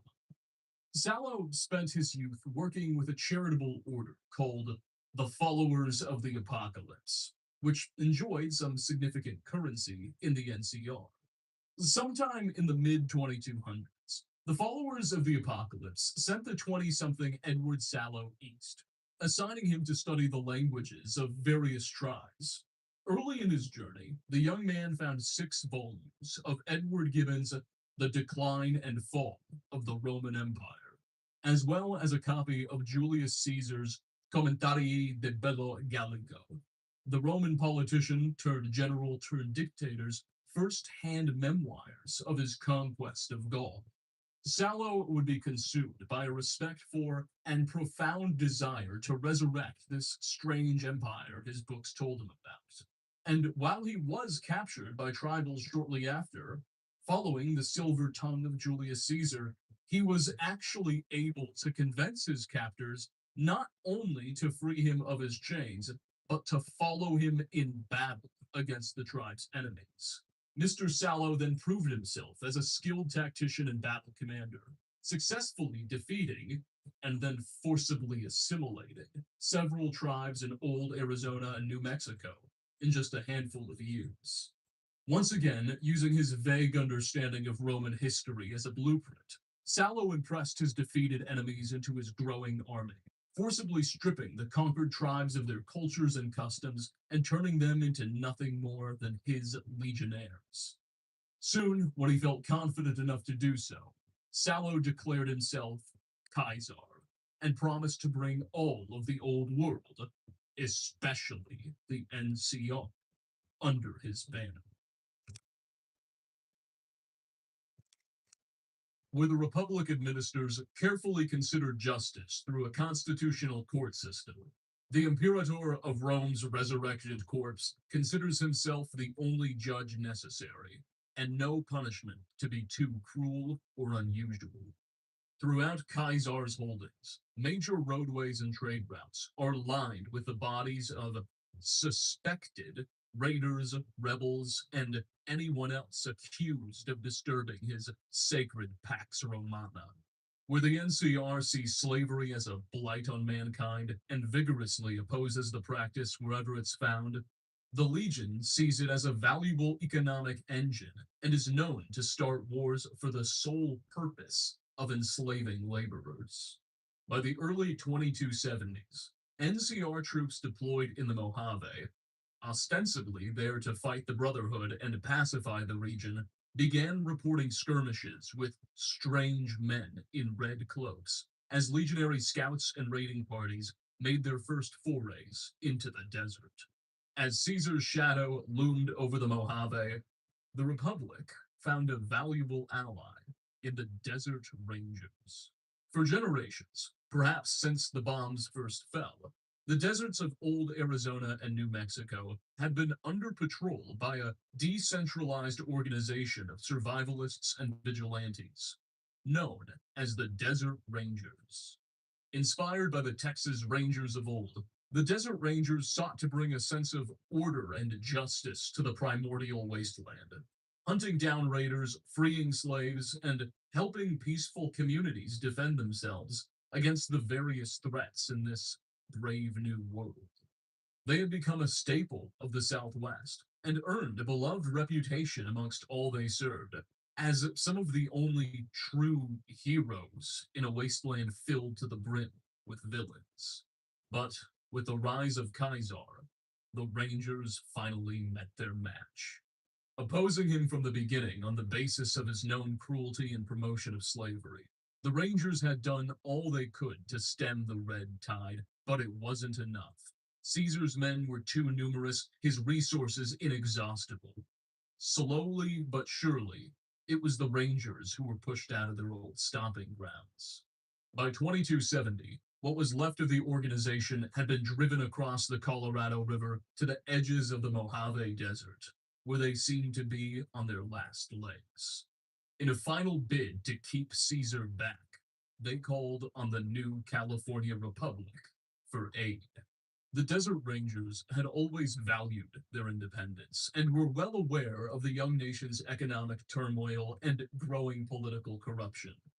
But the Republic still shared their opposition to Caesar's twisted ideas and were already engaging in skirmishes with the Legion.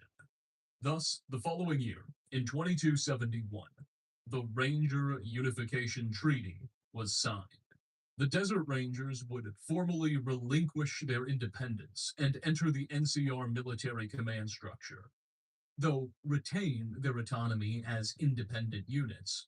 And in exchange, the Republic formally committed itself to defending the Mojave from Caesar's clutches, sending even more men and resources to the region. As tensions escalated in the Mojave, back in Shady Sands, the Wendell Peterson administration's luck, which had kept it in office for over 20 years, finally began to run out.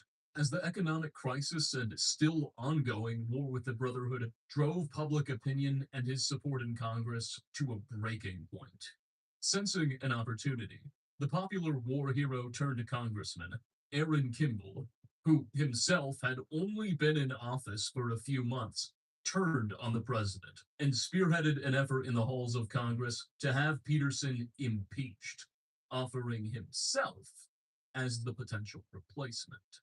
Kimball insisted that only a talented military man like himself could bring the Brotherhood War to an end and succeed in truly pacifying, and perhaps even annexing, the Mojave. Hard times demanded strong men, and he, not Peterson, was the guy for the job. However sincere his arguments were, they proved effective. And by June of 2273, Wendell Peterson had been removed from office by an act of Congress, with Aaron Kimball being sworn in as the 5th president of the new California Republic. Alas, just like his predecessor, President Kimball got the ball rolling in his new administration by rewarding and alleviating the fears of the business community.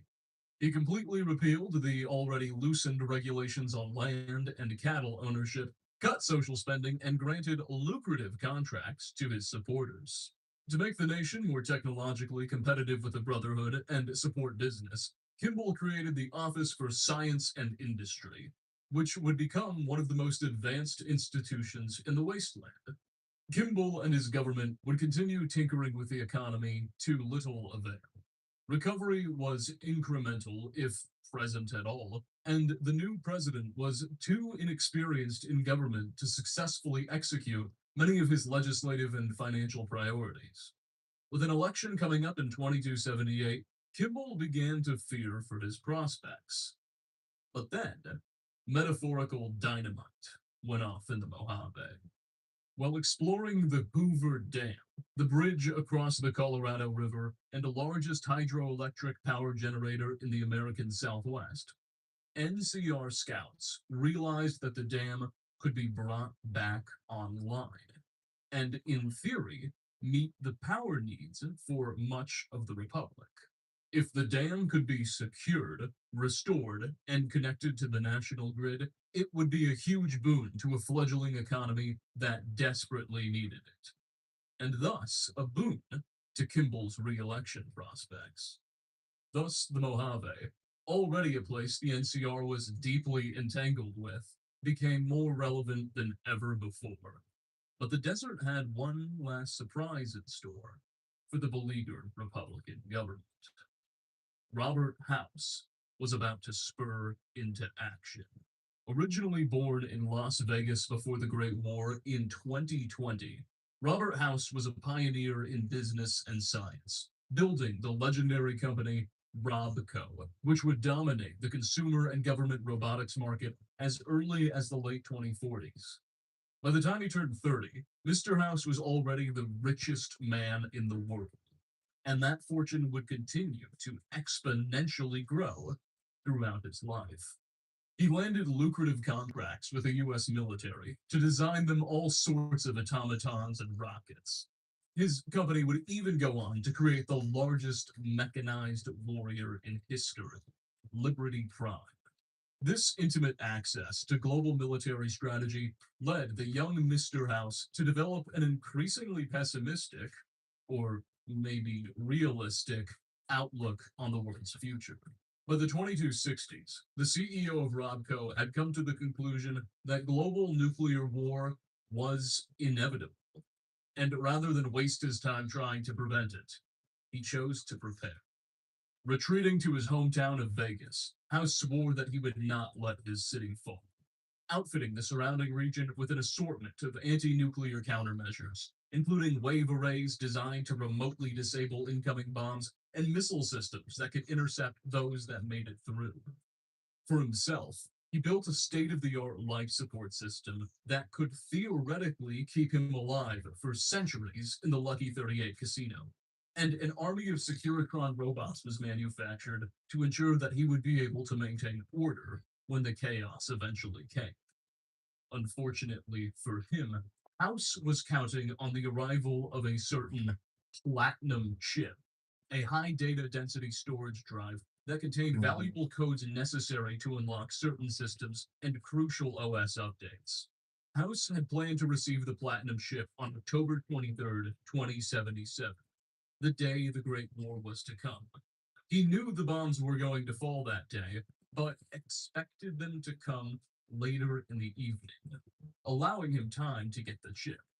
His calculations were off by just a few hours, and the Great War came shortly after sunrise, preventing a successful delivery and leaving the device lost in the wasteland.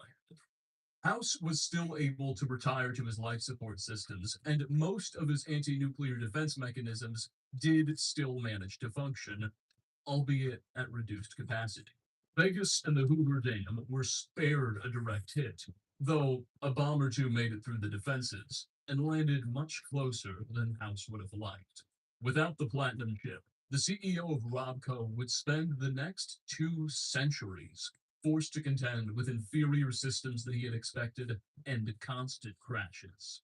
House didn't feel safe revealing himself to the world without it, and thus spent nearly 200 years maintaining a low profile, allowing the Vegas Strip to become occupied by gangs and families oblivious to his presence while covertly sending agents to scour the wasteland in search of the platinum chip. However, with the Mojave rapidly becoming the battleground between the world's great superpowers, and now with Republican troops moving to occupy the Hoover Dam, in 2274, House felt forced to finally act. An army of Securitrons emerged from their bunkers to occupy the strip. The CEO rapidly made a deal with the families of Vegas to have them recognize him as their ultimate authority, and then dispatched a mechanized army with an embassy to go meet the Republican soldiers at the Hoover Dam. He didn't want to fight the NCR, though. He wanted to negotiate. While considering the NCR something of an adversary, he knew the nation offered him access to the world's largest consumer market and could help keep Vegas safe from Caesar's ambitions. So, it was agreed that New California would be given possession of the dam and the rights to 95% of all energy that it produced, with the remaining 5% going to Mr. House. Furthermore, a large California military base would be furnished just outside the Vegas Strip, which would now be open to Californian business. These were major concessions the CEO had to make, but they would keep the lights on and allow him time to grow his economy while hunting for the platinum chip. If the chip could be located, House would be able to update his systems, unlock new weapons, and thus be able to renegotiate the treaty on terms much more favorable to him. That was the idea, anyway. Over the next couple of years, spurred on by House's automated helpers, sense of order, and now some power from the Hoover Dam, New Vegas blossomed into an economic and cultural powerhouse, rising from the ashes to become among the greatest cities in the known wasteland. Like moths to a flame, both President Kimball and Kaiser began to take an ever greater interest in the city, seeing it as a potential symbol for something greater. Kaiser dreamed of turning it into a new capital fitting for his empire. He fantasized about riding in triumph through the streets of the city as Caesar did many times in Rome. Kimball saw the chance to annex New Vegas as an enormous political opportunity. It would be the Republic's first great conquest since Navarro, maybe even bigger than that, and the credit would be all his. Though the president knew that, for now at least, the Republican Army in the Mojave needed to focus on the Legion. And so, the board was finally set for the most dramatic three-way strategy game any of the players had ever seen. Neither the bear nor the bull had ever confronted an enemy as powerful as the other, and House schemed in the background as a wild card, eager to play the giants off each other. In 2277, the Legion would be the first to act decisively. The Colorado River had come to serve as a natural border between Caesar's territory and the Republic's, with the Hoover Dam functioning as the only obvious bridge in the region. So, that was Caesar's target. Delegating command to his favorite subordinate, the Malpais legate, the Imperator ordered an all-out assault on the power station, while ferrying troops across the Colorado to launch a series of distractful raids on the Mojave settlements. NCR regulars at the dam, under the command of General Lee Oliver, fought fiercely, refusing to break. And from nearby ridges, desert rangers, under the command of their chief Hanlon, peppered legionary forces with sniper fire. As the battle wore on and casualties mounted on both sides, the Legion's vanguard was able to break across the dam and gave chase to the pesky ranger snipers on the ridge, while General Oliver and his men were pushed to the structure's sideways and interior. The Rangers had planted an ace in their sleeve, however. In the hours before the battle, they had figured out what the Legion was about to do and rigged the nearby town of Boulder City with several megatons of explosives after evacuating its civilian population. After the Legionnaires broke through during the battle, the Rangers lured them through the town and then turned the key on their triggers, destroying the entire city and entire legionary vanguard in a fiery hailstorm. With the cream of Caesar's army dead, the Rangers swung back around and counterattacked, while General Oliver's force found its footing, and together the NCR drove what remained of the attackers screaming back across the Colorado River.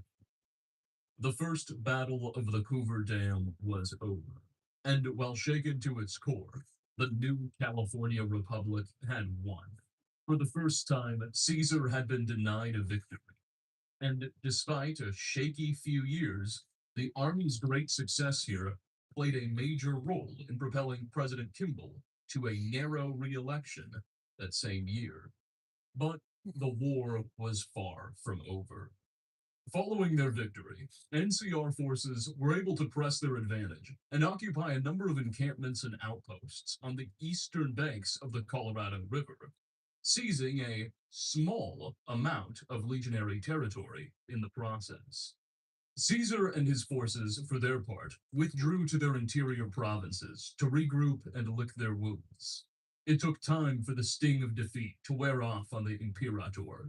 He had his favorite commander, the Malpais legate, executed for his failure, and replaced with a promising centurion, the now legate Linnaeus. After spending a couple of seasons rebuilding his army's strength, Caesar dispatched his new legate and much of the legion on a series of eastern campaigns that would last nearly 3 years until 2280. The exact details of these campaigns are sparse. Kaiser's men seem to have made a habit of destroying records and leaving few witnesses.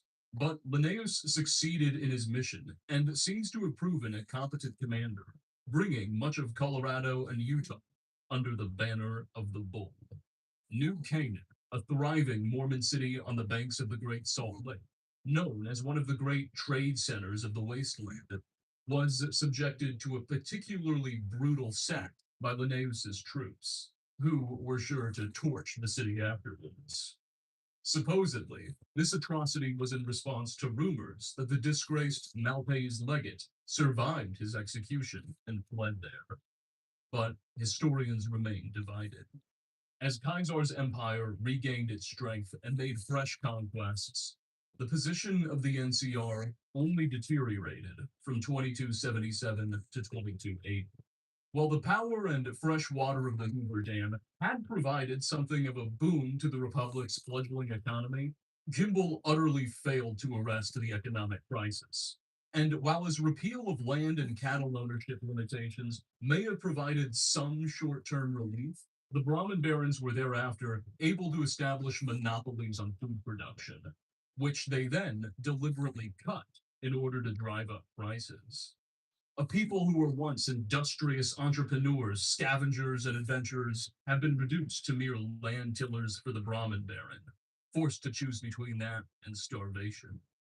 Compounding the situation even further, the Office of Science and Industry now predicts that by the early 2090s, famine will overtake the nation, as food and water production are expected to fail in accommodating the bear's growing population.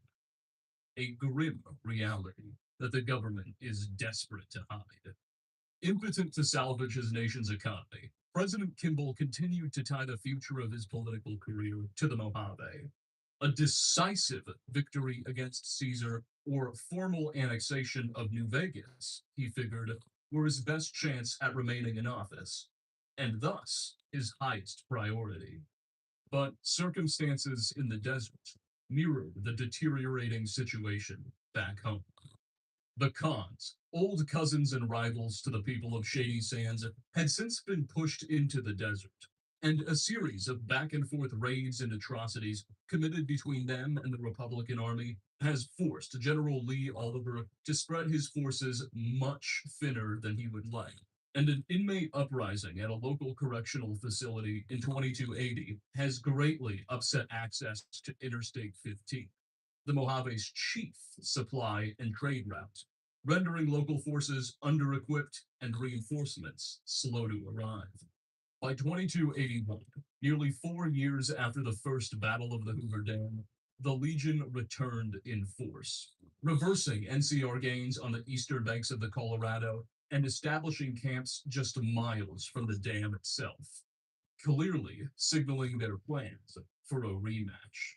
Frumentari, Caesar's elite spies and special forces, have infiltrated the Mojave itself, establishing a beachhead on the western side of the Colorado River at Cottonwood Cove, and have begun harassing the few caravans able to make it into the region and raiding several settlements, inspiring terror in the region's inhabitants and greatly demoralizing Californian troops. Internal bickering has paralyzed the NCR's command structure. General Oliver resents that the Rangers under Chief Hamlin received more credit than he and his men for the victory at the Hoover Dam, and has since worked hard to undermine Rangers' operation in the area, further weakening cohesion at a moment where it's never been more important. Oliver knows a second battle for the Hoover Dam is coming, and has developed a sort of tunnel vision on preparing for it and regaining his glory, while ignoring legionary activity already occurring in the desert. A vapid machismo masks the general's growing insecurity, as his hot temper and addiction to abusing his underlings with profanity and prejudice has crippled morale at a time cohesion has never mattered more. Major Knight, one of the few level-headed and competent commanders in the region, who is fiercely committed to the NCR's vision and leads the garrison along the Long 1-5 outpost, quietly resents the vulgar, chauvinistic attitude that has overtaken Mojave Command, and yearns for a posting back west, where cooler heads and a greater tolerance for his own romantic dreams, which he's forced to conceal to the macho general, may prevail. As the army's morale and provisions continued to collapse, rumors swirl that Robert House's precious platinum chip may be back in the Mojave, and New Vegas's chief executive eagerly awaits the day he can reclaim it and dictate a new treaty to President Kimball's beleaguered nation. With the new California Republic staring down an ever-growing concert of threats and ever-declining strategic position in the West, as the nation entered the 2280s, even after its heroic first victory at the Hoover Dam, many began to question if the NCR would even be able to survive the coming decade. And the answer to that question, as the audience for this lecture will no doubt be aware by now, seems to have been a resounding no. We're not exactly sure what happened in the 2280s. Records have been lost, but the Republic began to collapse in on itself. There seems to have been a second battle at the Hoover Dam, as General Oliver anticipated, but its outcome is inconclusive. Perhaps the NCR lost control of the structure, sending energy prices and the economy deeper into disaster. Maybe Republican troops were defeated by Kaiser or House, or maybe they were able to hold on after all. It didn't matter in the end. Whatever happened, disaster followed the second battle. The city of Shady Sands suffered some kind of downturn that historians are yet unable to fully piece together. Some propose that it may have suffered a sort of raid by the Brotherhood, or that the estimated famine came a bit early. There's also evidence of a plague decimating Southern California around the same time. As the city entered decline, some sources suggest that the capital of the Republic was relocated to a yet unknown settlement. Still, despite its misfortunes, Shady Sands seems to have remained a prominent community within the Republic until the early 2280s, when it was suddenly and suspiciously destroyed in some kind of nuclear incident. Rumor has it that remnants of the old Voltec Corporation had a part to play in the destruction. There's evidence that the company had remained in operation well after the bombs came, and perhaps its surviving employees felt that the wasteland wasn't big enough for two corrupt economic powers. With Shady Sands gone, famine undoubtedly in place by now, and a newly reorganized Brotherhood of Steel redoubling its war efforts, the Republic could no longer maintain order, and its territory, once a beacon of civilization, hope, and democracy across the wasteland, descended into the same primordial anarchy that has reigned everywhere. Eventually, soldiers and government officials ceased showing up at their posts, and Congress and the president, assuming they were even still going to work, lost all authority. Like the old government which had preceded it, the NCR was destroyed in the flames of nuclear destruction. Still, also just like the old United States after its fall, by 2296, various splinter groups and remnants claimed to be carrying the legacy of the now old New California Republic and insisted that they maintained that government's authority. Within the Angel's Boneyard, a former resident of Shady Sand and perhaps former NCR government official named Lee Moldaver leads a small band, an army, if you will, of Republican fighters and scientists who are currently attempting to make a breakthrough in cold fusion energy, which, if successful, could theoretically bring energy and even clean water back to Southern California. With the bear all but dead, the Brotherhood of Steel have stepped into the power vacuum and escalated their presence in its old territory, redeploying substantial assets originally stationed on the East Coast to the region, including the legendary Pridwin airship. They currently seek the same cold fusion technology Moldaver's remnants are after, and are desperate to secure the technology for themselves, fearing what can happen if its secrets aren't safeguarded. The fate of the Mojave is as uncertain as everywhere else. We have no record of what exactly happened after the NCR collapse. Was Robert House able to pull his coup off after all? Did Kaiser get his triumph on the streets of New Vegas? Our sources don't say, but rumors swirl that whatever happened, we haven't seen the last of Robert Edwin House. Finally, even after their defeat at Navarro and a similar catastrophe suffered on the East Coast, the original enclave of the old U.S. government may have recovered much of its strength and lurks from at least one complex out in the Rocky Mountains. Whatever comes next for California is anyone's guess. All we can be sure of is that for now, it seems the bear has gone into hibernation.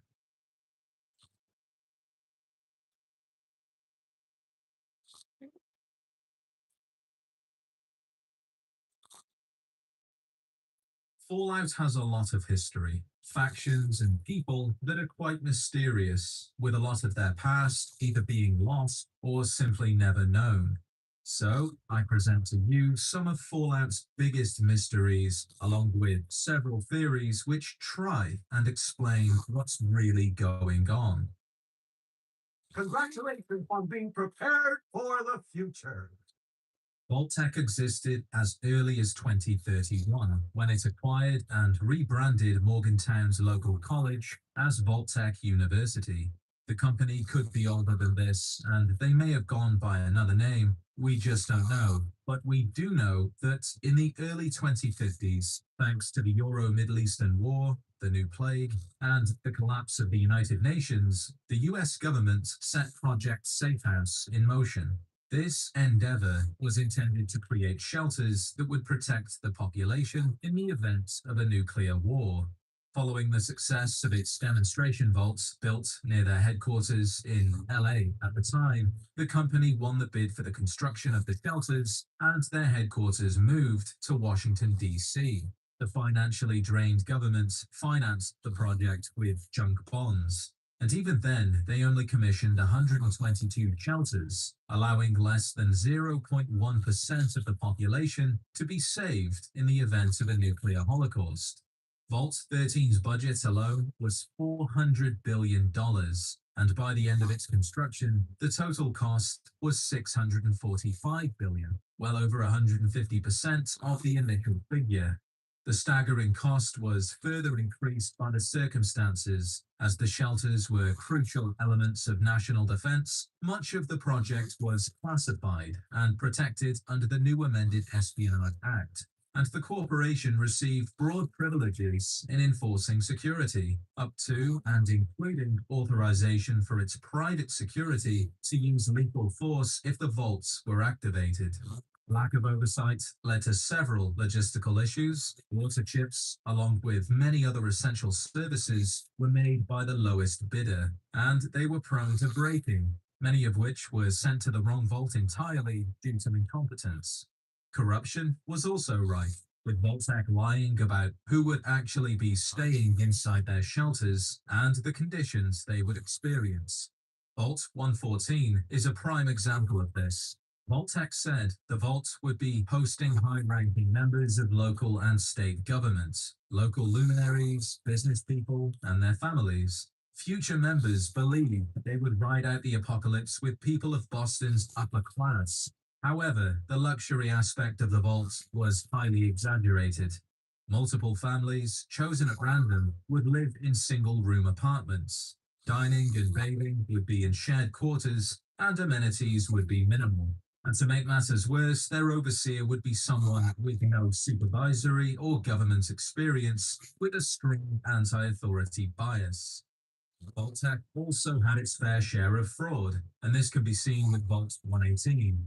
Once construction of the premier area was complete, Ezra Parker, the key financier, started pocketing the funds, claiming he was still waiting for them to be transferred. And Vault-Tec wasn't willing to replace the missing funds, so the vault was never finished. Despite all of these problems, Vault-Tec was able to build a number of shelters that actually worked. People were saved from certain death. Their equipment functioned as intended, and new settlements were made after the Great War. But behind the guise of saving people, the vaults were only a small part of something much bigger. In Fallout 2, Dick Richardson explains that the vaults were part of the Great Plan, and despite many of them failing to save their inhabitants, they had worked exactly the way they were supposed to. It was a social experiment on a grand scale. Some of the vaults didn't have enough food synthesizers, some only had men or only women, while others were designed to open after a certain amount of time had passed. Each vault had its own set of circumstances designed to test the occupants. That was Vault-Tec's original purpose, to build shelters the Enclave would use to test humanity and nothing more. But in later years, Tim Kaine clarified that the data gathered from the vaults was going to be used by the Enclave to support their creation of a multi-generation starship, a ship the Enclave would use to flee Earth in the event it was rendered uninhabitable by nuclear war. But this was just his idea during the initial development of Fallout 2, and since then, things have changed. Earth is still habitable, so the Enclave have likely stopped planning to leave the planet and are now focused on exterminating the mutated life instead. Therefore, the data the experiments produced is now redundant. Yet that data could serve Vault-Tec instead. In later games, there are certain experiments that Vault-Tec could benefit from. Cryogenics, cloning, and simulations would allow Vault-Tec executives to put themselves on ice until the surface was safe. They could also clone their staff and build a powerful fighting force, and train them for countless scenarios inside simulations. I wouldn't be surprised if in Fallout 5, the main enemy is Vault-Tec, having repurposed the technology to fuel their own efforts. And there are a few things that suggest Vault-Tec is planning something. In Fallout 76, the overseer of Vault 76 had a secret mission to secure Appalachia's 3 nuclear missile silos, a mission that was given to her by Vault-Tec. It's likely the Enclave only wanted the vault to open after 25 years, to monitor the results and to then use them for their spacefaring future. But Vault-Tec had specifically intervened. They told the overseer that once the doors had closed, she was to start preparing her citizens to leave the vault after 25 years and begin a process called reclamation. After Reclamation Day, the overseer was personally ordered to find and secure the nuclear silos. If the sites were still nuclear capable, then to ensure no one except Vault-Tec could access or launch nuclear ordnance. They also clarified that even if there was other authorities, whether government, militia, or otherwise, their claims were to be ignored and Vault-Tec alone was to maintain jurisdiction. What exactly was Vault-Tec planning to do with these nuclear weapons? So far, there's no clear answer, only that Vault-Tec didn't want someone else to access them, including the US government. And this isn't the only instance where Vault-Tec has used one of their vaults to their advantage. Take Vault 88, for example. That vault was set aside to test a variety of prototype devices, with the aim of using said devices in other vaults, including technology that could manipulate the moods of people as some crude form of mind control. And that's what all of the vaults boil down to: control. Vault-Tec wanted to control people, be it through mind control or nuclear weapons. Only most of the world, including their own governments, would never allow them to take over. So in order to ensure their plan succeeded, they had to do something drastic, like using the Great War to eliminate their enemies. Now, Vault-Tec did operate its own alert system, and they were authorized to carry out drills for citizens selected for inclusion. Beta alert drills were carried out at regular intervals, sometimes as many as 5 a week, in order to test admission protocols and to prepare the future Vault dwellers for the real thing. But by using their alert system, they could trick the residents into entering the Vault early, ensuring their test subjects survived the Great War, a war they would start to take the US government by surprise, which removed their main threat, or at least knocked them down a few pegs. But in order for this to happen, they would need access to nuclear weapons. Vault-Tec is an American company working closely with the US government, so there's a chance that Vault-Tec would have access to military equipment or designs inspired by their current tech. Both Vault-Tec and Vimpop Incorporated had strong ties with the US military, and as a result, they had access to certain technology. Only instead of getting access to just power armor, Vault-Tec could have provided the military with a secret vault, in which they could store equipment, including nuclear warheads, for the military to use in the event their other, more exposed bases were damaged during nuclear exchange. With access to nuclear weapons, Vault-Tec could start the war, taking their government by surprise and reducing their strength. All the while, their alert system could be used to trick residents into entering the vaults early, ensuring they had enough test subjects to run their experiments. And this comes back to a popular theory that certain nuclear weapons, the Megaton bomb, the One, and the many others inside Fort Constantine, all belong to Vault-Tec, due to the bombs having a logo that looks surprisingly similar to Vault-Tec's own logo. I don't necessarily believe this theory, although Vault-Tec having their own nuclear division isn't out of the realm of possibility. They do kind of have a motive for starting the Great War, as well as the opportunity to do so. So it's a strong maybe. Imagine, if you will, you're a soldier. You fought in the Sino-American War, and you have faith that it will never come to nuclear war, so you haven't registered to join a vault. Yet Vault-Tec representatives, moments before the Great War, insist that you join, almost as if they know it's going to happen. I'd argue that no country would escalate things to such an extent, not unless they had no other choice. It's madness, mutually assured destruction, and the after effects of a nuclear war could be so severe that you might not even be able to survive on the surface for years. So what would be the point in starting a nuclear war? Retaliation is a different matter. You're already being attacked and you want to ensure the enemy suffers the same fate. It's one of the main reasons a country has nuclear weapons, but never uses them. They only exist as a statement, one that says, if you destroy me, I'll destroy you. The only reason you would use nuclear weapons was if you had a way to ensure you survived retaliation, like a series of shelters. So to Vault-Tec, there is no repercussion. They stand to gain everything from the Great War, and they know it's coming because they are going to start it, which is why their representatives are hounding people to sign up, because they want more test subjects before it's too late. And this theory is supported by the leaked film treatment of the cancelled Fallout movie from 1998. in which the first strike was actually made by Voltec, whose executives had agreed to kickstart the Great War in a bid to fulfill their own prophecy. Although until it is confirmed, what Voltec is truly doing will remain a mystery. For now, all we know is that before the war, they seem to be interested in conducting experiments and gathering information. Maybe in the next Fallout game we'll get more answers and finally see what Voltec has been up to all this time and what they're hoping to use the data for. Until then, it's a mystery, as is who started the Great War. Confirmed reports, I repeat, confirmed reports of nuclear detonations in New York and Pennsylvania. My God. Now, I've already said that Voltec could have started the Great War and how they would have done it, so let's not go through that again. But there is another theory that Voltec started the war, only this time it wasn't intentional, but by accident. Voltec was making a lot of money from Project Safehouse, but the government only commissioned 122 volts. We know they finished, or at the very least started construction, on 118 volts, 121 if you include cut content.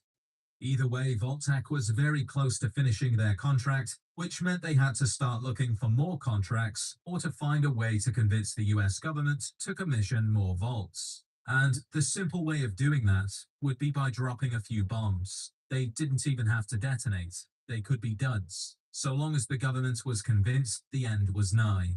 Then more volts would be commissioned and Voltec would continue making money. Only by releasing a few nukes, the US thought they were being attacked by China, their enemy, and return fired.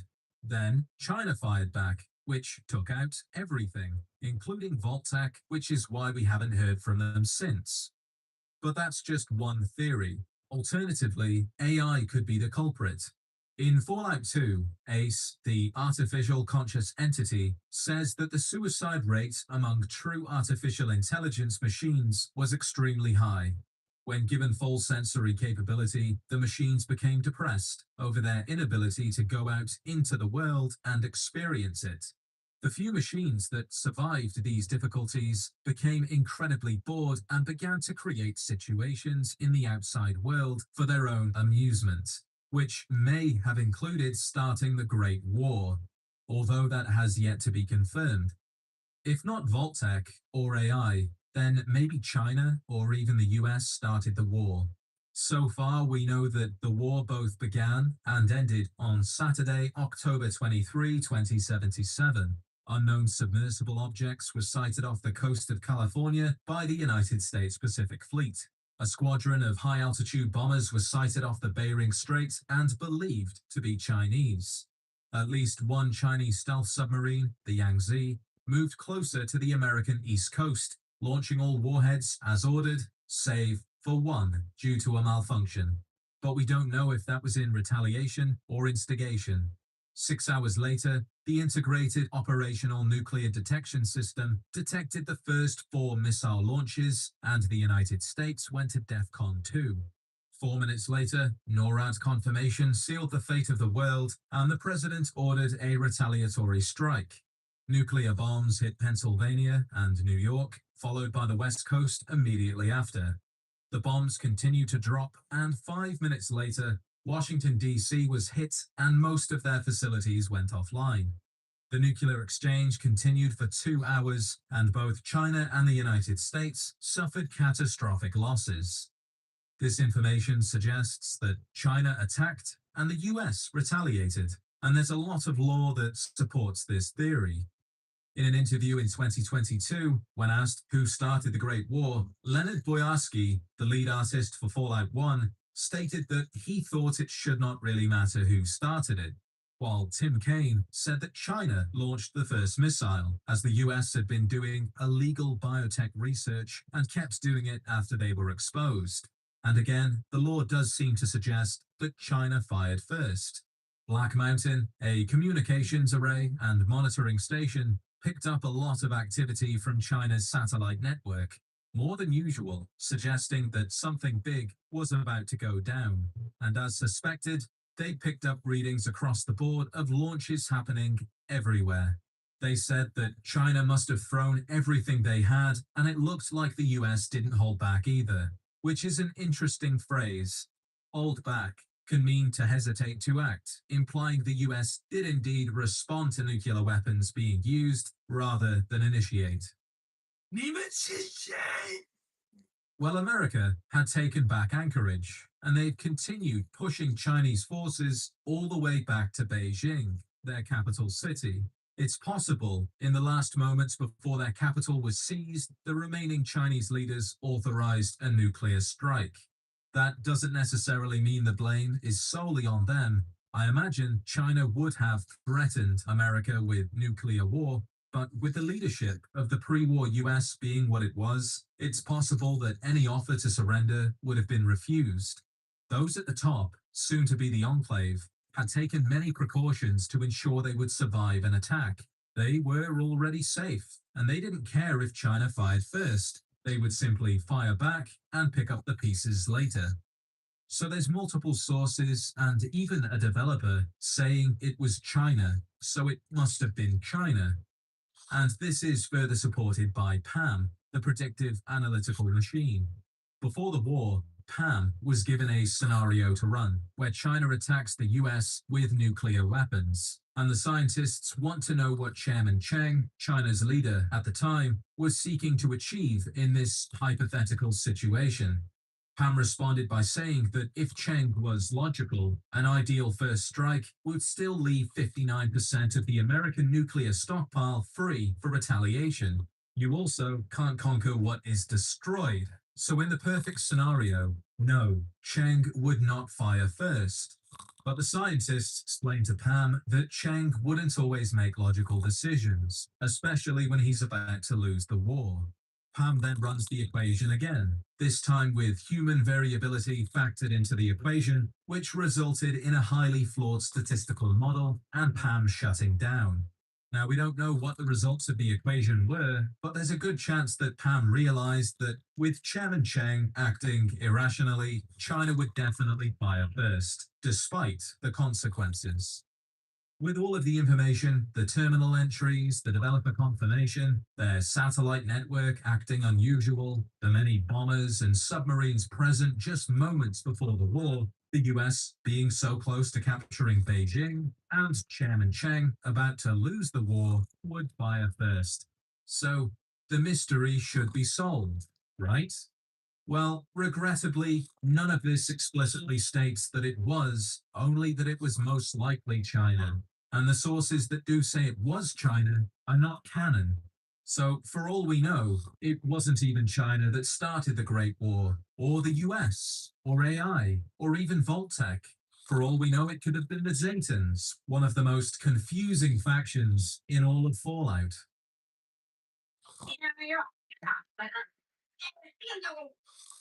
The oldest recorded moments of Zetans interacting with humans, at least that we know of, is the abduction of Tashiro Kago, a Japanese samurai. His style of armor is dated to the Azuchi Momoyama period, dated from 1568 to 1600. So Kago is living proof that Zetans have interacted with humans for at least 700 years. Other than gathering humans, they also seem to have an interest in collecting human objects. Everything from weapons to clothes, food, and even toys, with a particular obsession for Giddy Up Buttercup, a small metallic toy horse, which I will come back to in just a moment. Their presence hasn't gone unnoticed, mind you, as the US government was aware of their existence, made clear by a terminal entry in the Citadel which detailed a UFO crash. You can also find alien power cells in former US military installations, more of which can also be found in the Olney Power Works, implying alien power cells were used to create Tesla coils. Besides that, we know the US military reverse engineered alien technology to create weapons, like the MPLX Nova Surge, a prototype plasma pistol. Query Verum, a pre-war group, knew the US was hiding something from the general public, and they tried to expose the conspiracy. And while they were able to steal the prototype weapon, locking it inside a safe and burying it for later use, it was eventually retrieved by the Zetans. And perhaps the human technology that we see on board the mothership are more examples where alien technology was reverse engineered to make new things, like the Giddy Up Buttercup toy, a toy made by Wilson Automatoys, a company that had a certain corporate building commandeered by the military as part of the Scythe program, a classified materials production program. Could the Zetans be collecting technology that they see as theirs? It's possible the entire reason they are still present is to simply recover alien tech, but that doesn't explain why they're abducting people and conducting experiments. Well, a popular theory is that they are getting ready to invade Earth. For hundreds of years, they have watched as humanity has rapidly developed in terms of technology. And as our weapons became ever more powerful and deadly, they started to see humanity as a threat to their very existence. So they took action, abducting certain people and stealing certain items of interest to learn more about us as a species, all in preparation to invade. And all of the crash sites we see on Earth could be the Zetans monitoring the situation, although they appear to be terrible pilots.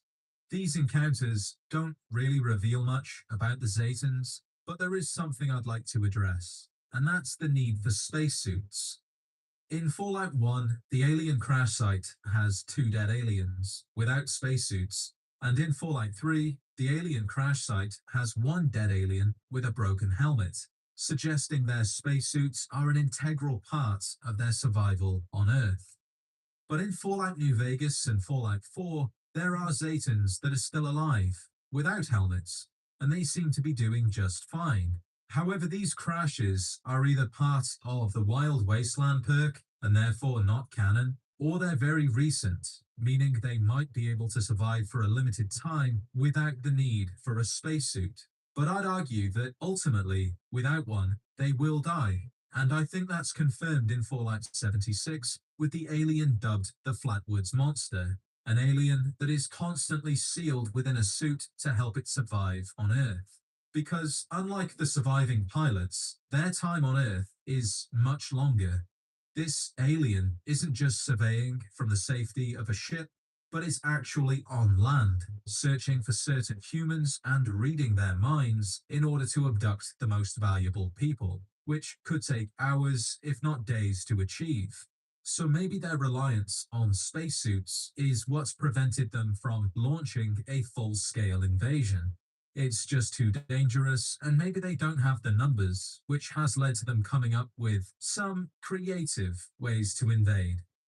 This mind-reading technology I just mentioned is also on the motherships, and one of the captive recordings in the Mothership DLC, specifically Log 17, shows this.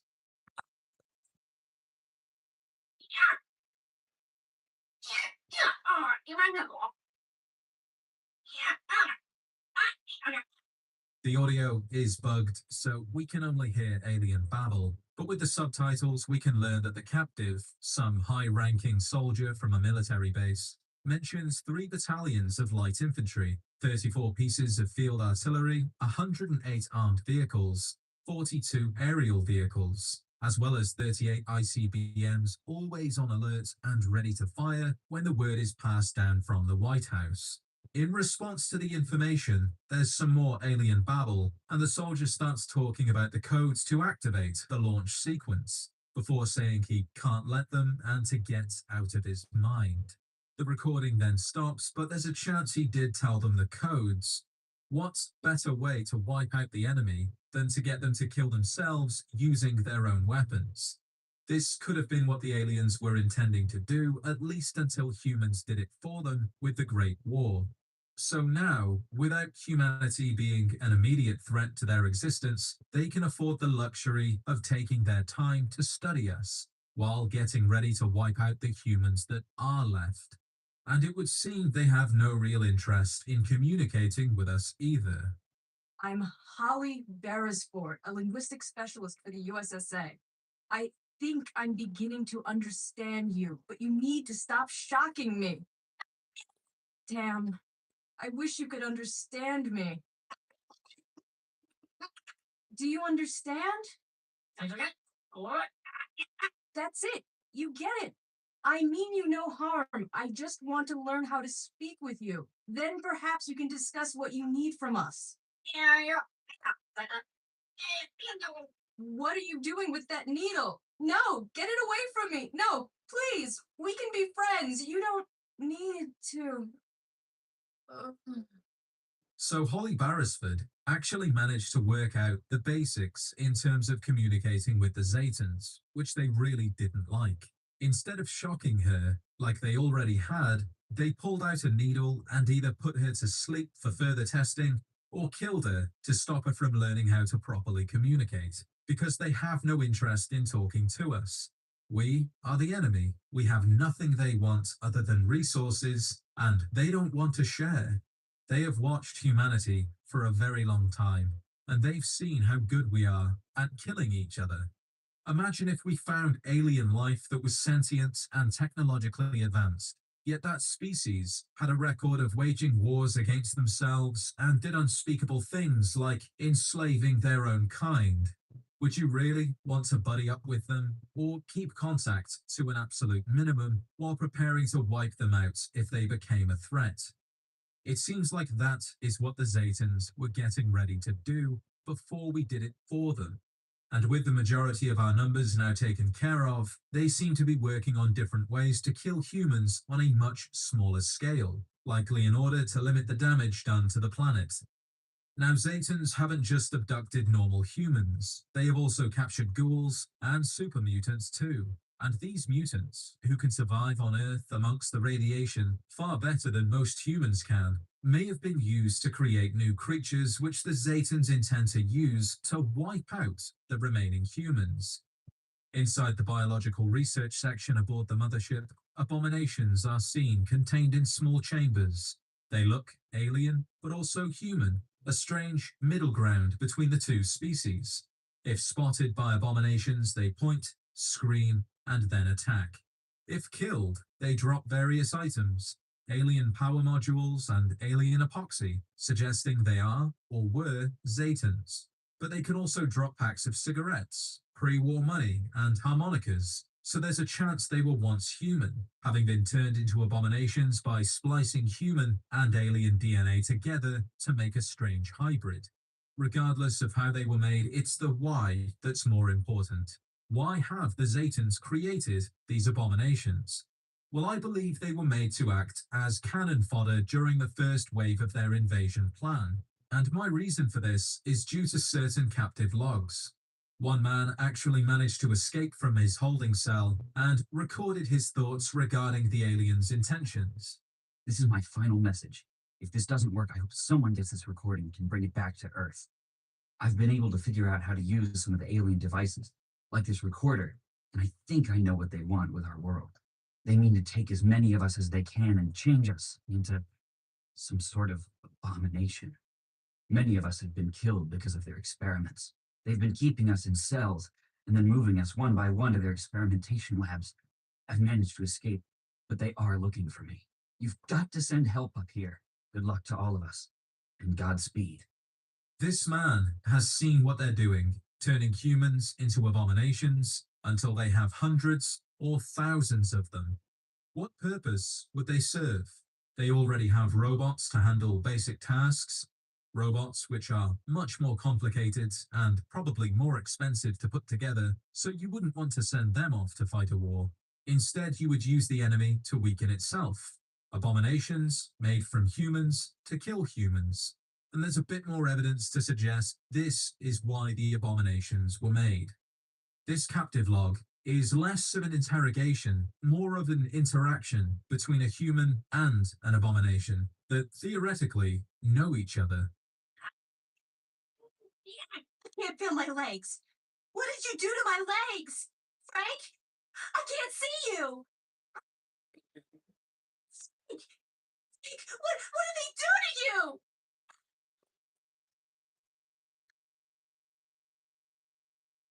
With all of this, I think it's safe to say that humans are being captured, turned into abominations, then sent to kill humans they both know and pose no threat, perhaps to see if an abomination were to encounter a human they know as well as a human that was wounded, whether or not they would hesitate to kill, which they didn't. Which is good news for the aliens. This means that any abomination they make and send down to Earth during the invasion won't hesitate to kill, no matter how wounded or familiar a human target may be.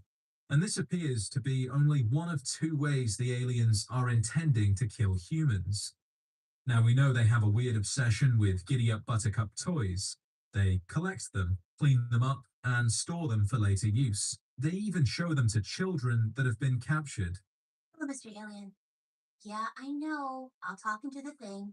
I don't know why you brought me back here. We've done this a whole bunch of... Hey, give me a buttercup! Wow!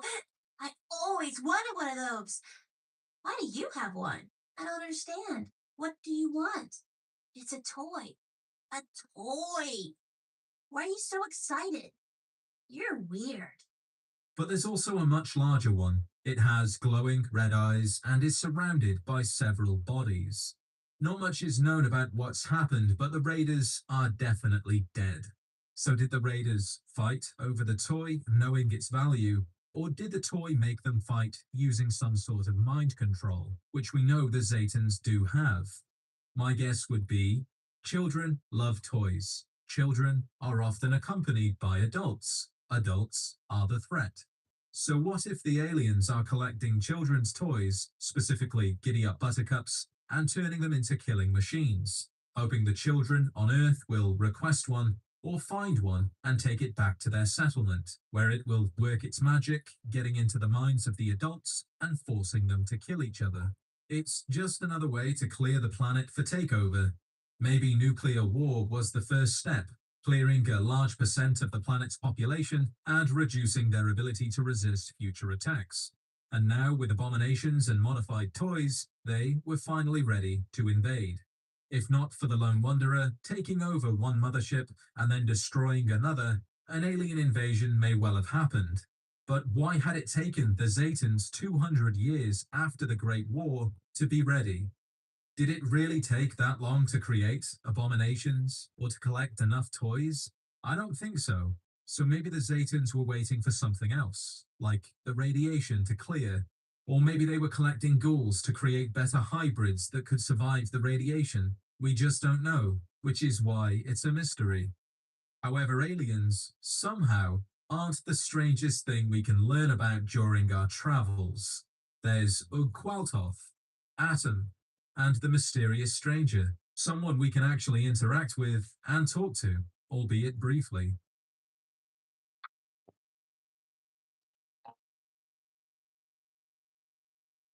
Once the mysterious stranger perk has been taken, there's a chance the mysterious stranger will appear, aid you in combat, or revive you, and then disappear.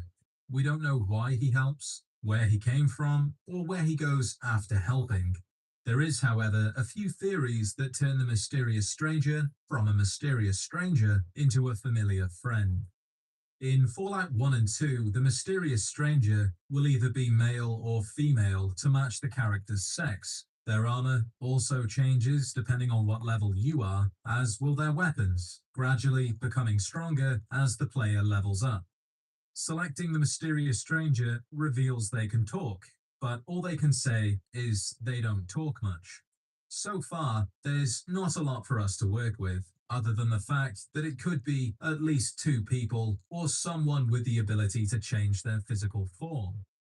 In Fallout 3 in New Vegas, the mysterious stranger appears again, only this time he arrives during VATS, is always male, wears a trench coat and fedora, uses a 44 Magnum, and for some reason his arrival and departure is accompanied by music, a weird guitar riff.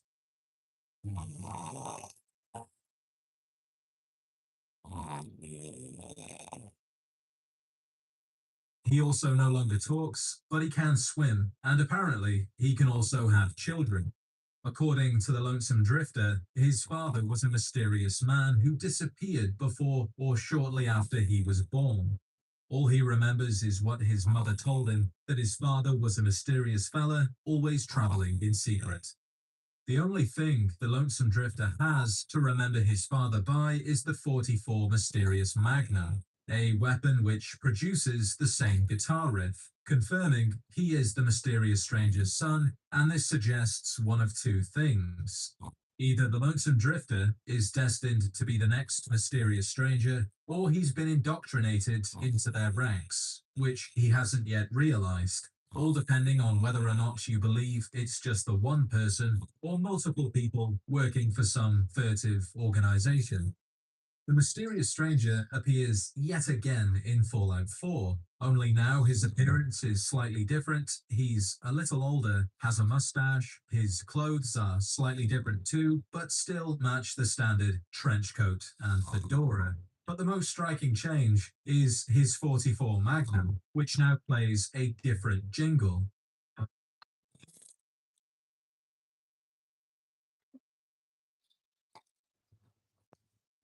This particular mysterious stranger is currently being investigated by Nick Valentine.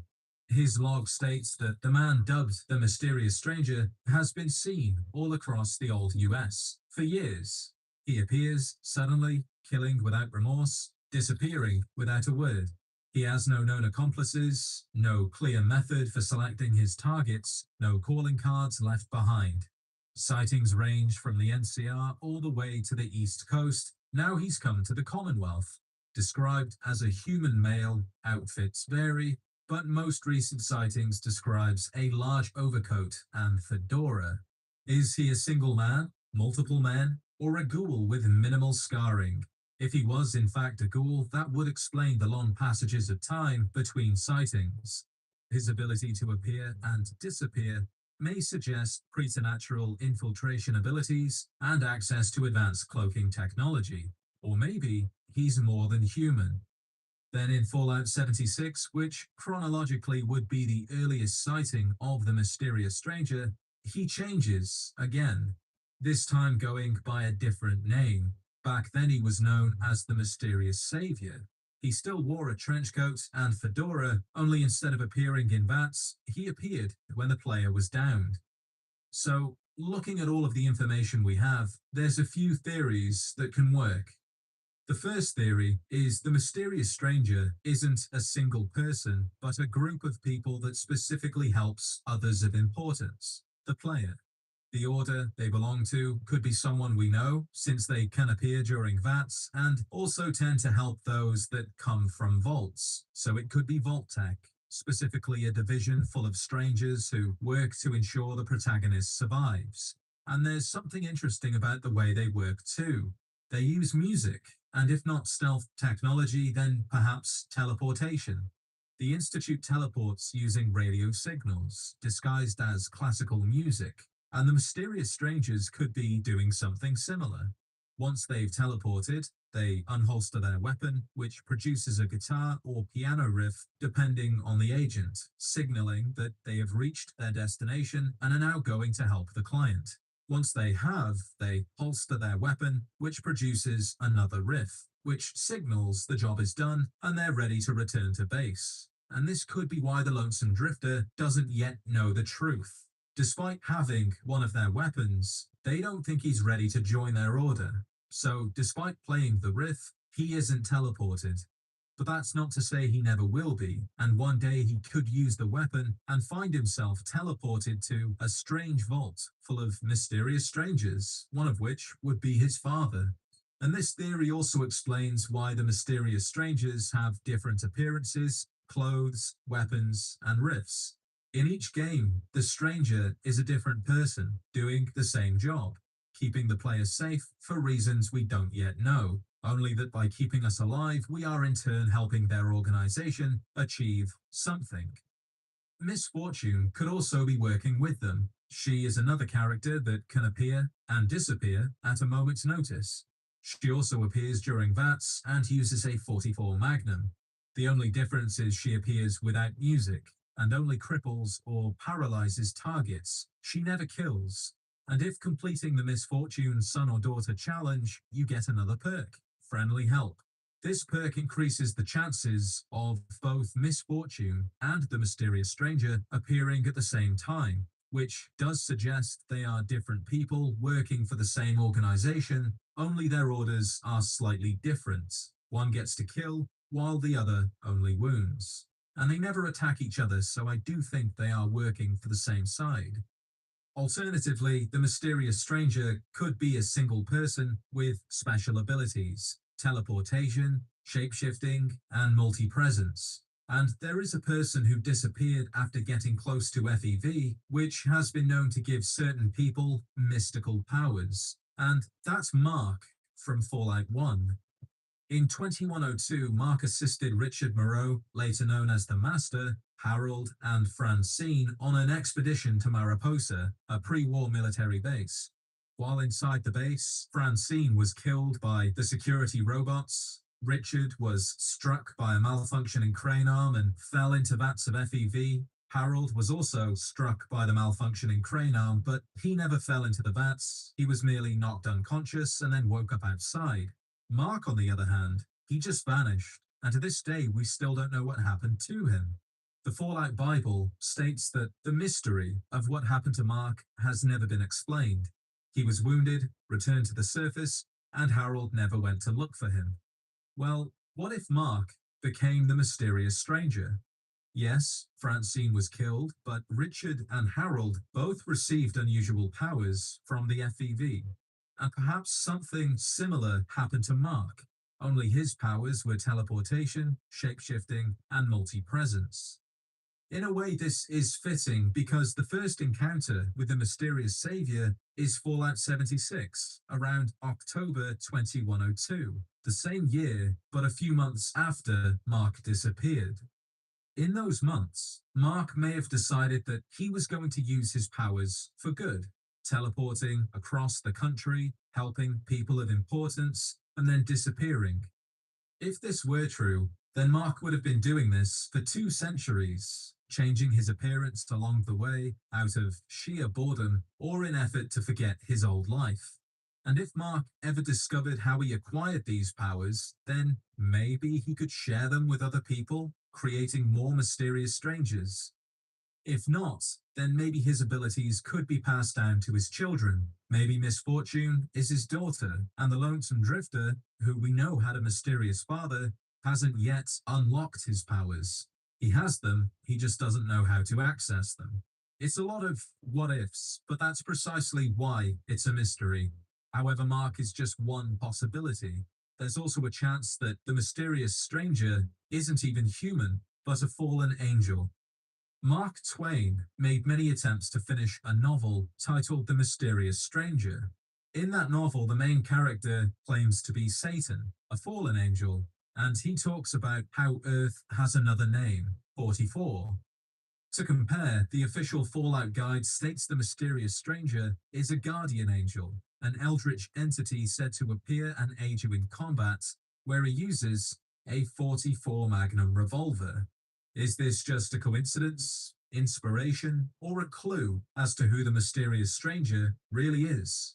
In the end, though, we simply don't know, and perhaps that's for the best, because if we ever did learn who the mysterious stranger was, then he, she, it, they would no longer be mysterious or a stranger. Be sure to show your support by liking the video and subscribing if you haven't already for more Fallout content. If there's anything you'd like to see in a later video, leave a comment and I'll see what I can do. With that said, thank you, as always, for watching, and I'll see you in the next adventure.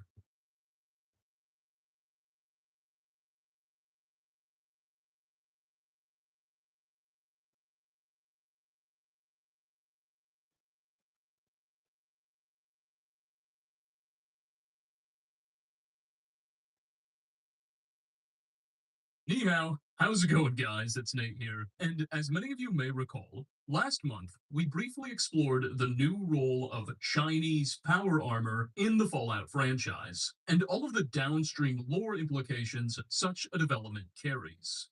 Well, shortly after that video, I was playing New Vegas for entirely unrelated purposes when I came across a unique weapon called the Gobi Campaign Scout Rifle in a certain locked case.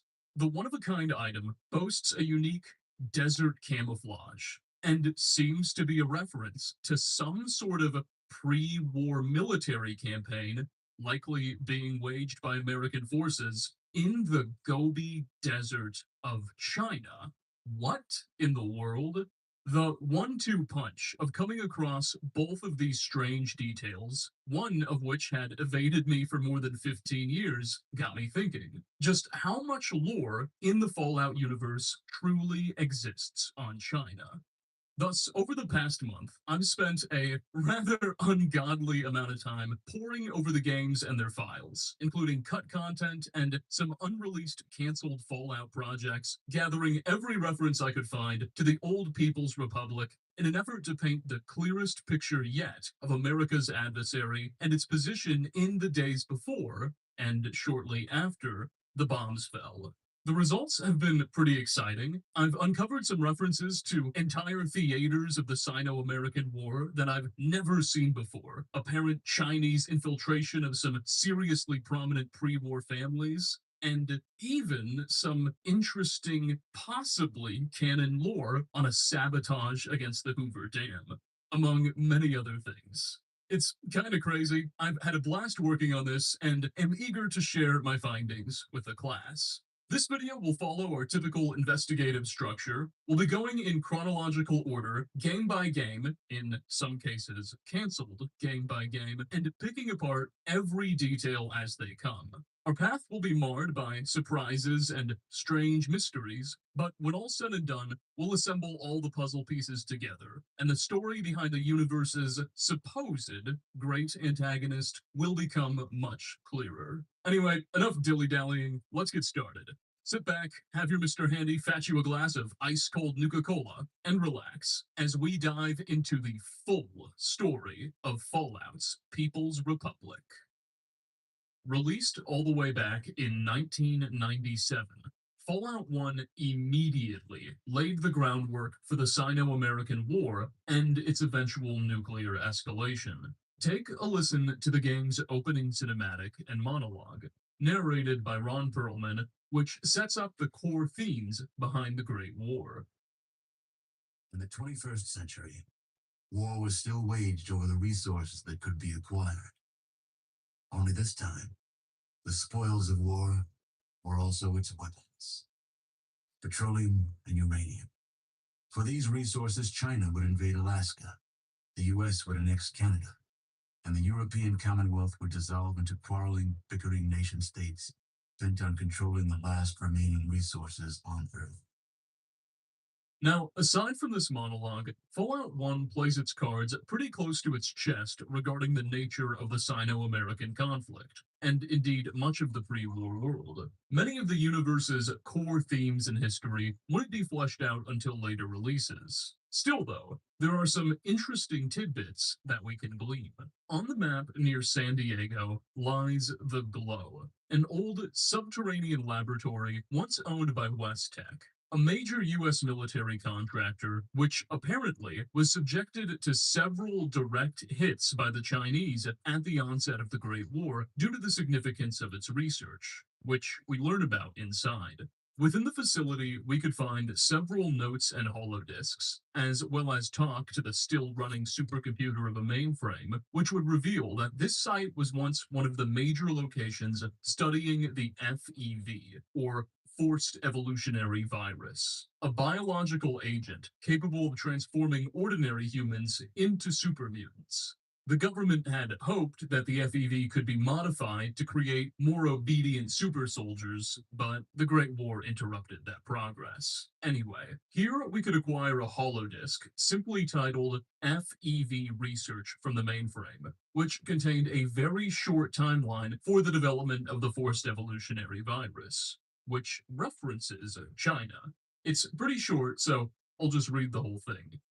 2073, as China became increasingly aggressive with their use of biological weapons, the United States felt that a countermeasure was needed. The Pan Immunity Viron Project, PVP, was officially formed on September 15th, 2073.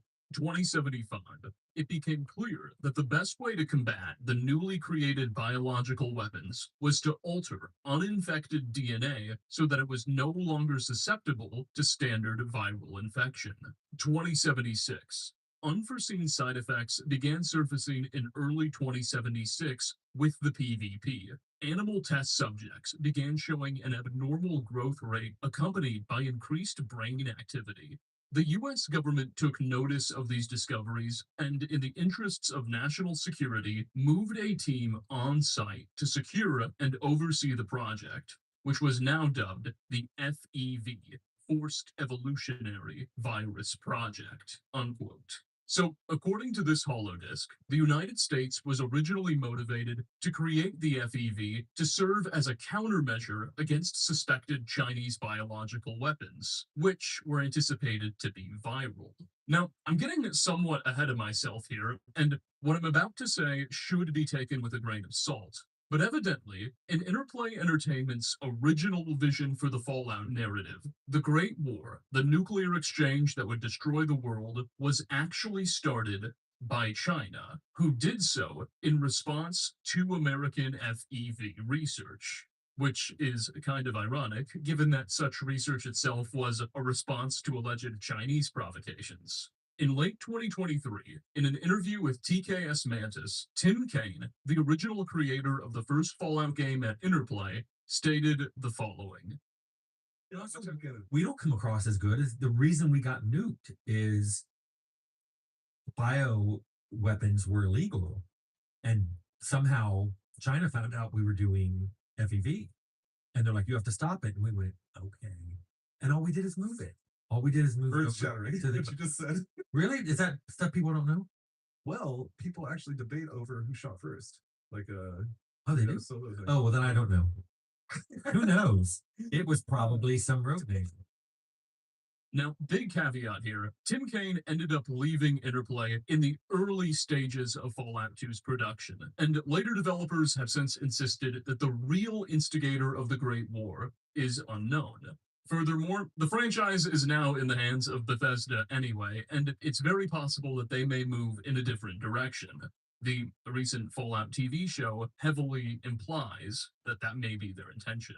Regardless, Kaine's comments give us a good idea of where the developers' heads were at in the earliest days of Fallout, and they put those FEV holodisks we just read into an entirely new context. Alright, this next detail isn't necessarily China related, but it's worth mentioning now because it establishes a theme that we'll be returning to later on in this video.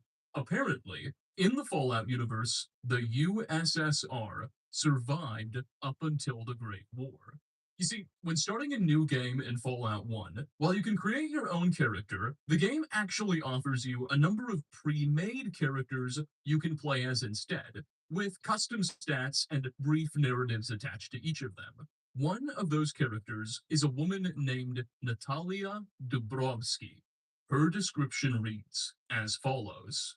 Natalia is the grandchild of a Russian diplomat who worked at the Soviet consulate in Los Angeles. She is a talented acrobat with excellent coordination and reflexes. She is extremely intelligent and resourceful. Her only difficulty as a young child was understanding personal property laws. Natalia is very interested in leaving the vault and curious to explore the outside world. Unquote.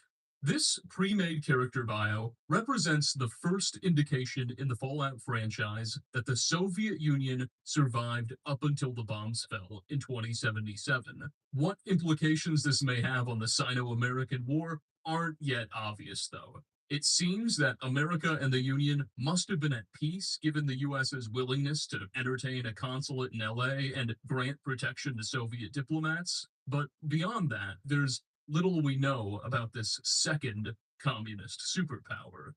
finally, before we move on, there's one last Fallout 1 China detail, if you will, that I'd like to refer you all to, though it's not even in the game. You see, while the opening cinematic mentions a Chinese invasion of Alaska preceding a further nuclear escalation, neither the cinematic nor the game itself give us any further details. We have no idea when this Alaskan war began, nor how the war transpired leading up to the bombs. Later games would, of course, conclusively fill in those gaps, but at the time, this was all somewhat ambiguous. However, in the summer of 1996, 1 year prior to the release of Fallout 1, Interplay Entertainment attended and set up a booth at the Electronic Entertainment Expo, or E3, where they allowed convention attendees to play a small demo of the upcoming Fallout game. Alongside this demo, pamphlets were also passed out to booth attendees featuring some of the Fallout universe's pre-war backstory. And this Fallout history pamphlet, which literally predates the release of the games themselves, serves as our earliest source on the timeline and course of the Sino-American War. The text is pretty short, only about 200 words, so I'd like to read the whole thing for you.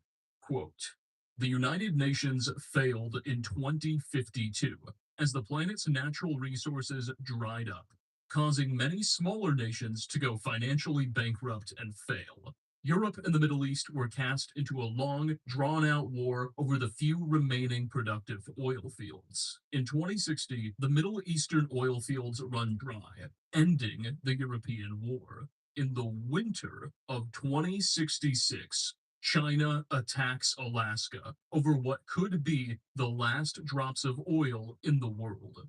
The United States responds with force, but it will be 10 years before the conflict is over.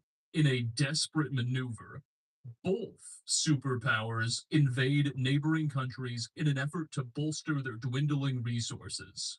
The U.S. annexation of Canada is concluded by late 2076. Canadian timber provides fuel for U.S. military needs, and Alaska is reclaimed by early 2077. In the early morning hours of Saturday, October 23rd, 2077, the sky was filled with nuclear missiles. No one knows who started the war, but after 2 hours of nuclear devastation, no one cared." Unquote. Thus, according to this very, very ancient document, the Sino-American War began in the winter of 2066 with a Chinese invasion of Alaska, which would ultimately be taken back by the United States in early 2077. Not only that, but the pamphlet explicitly states that both the United States and China would go on to invade neighboring countries. We already know that the US would ultimately annex Canada and even occupy parts of Mexico, but exactly which of China's neighbors the People's Republic decided to invade is left unclear.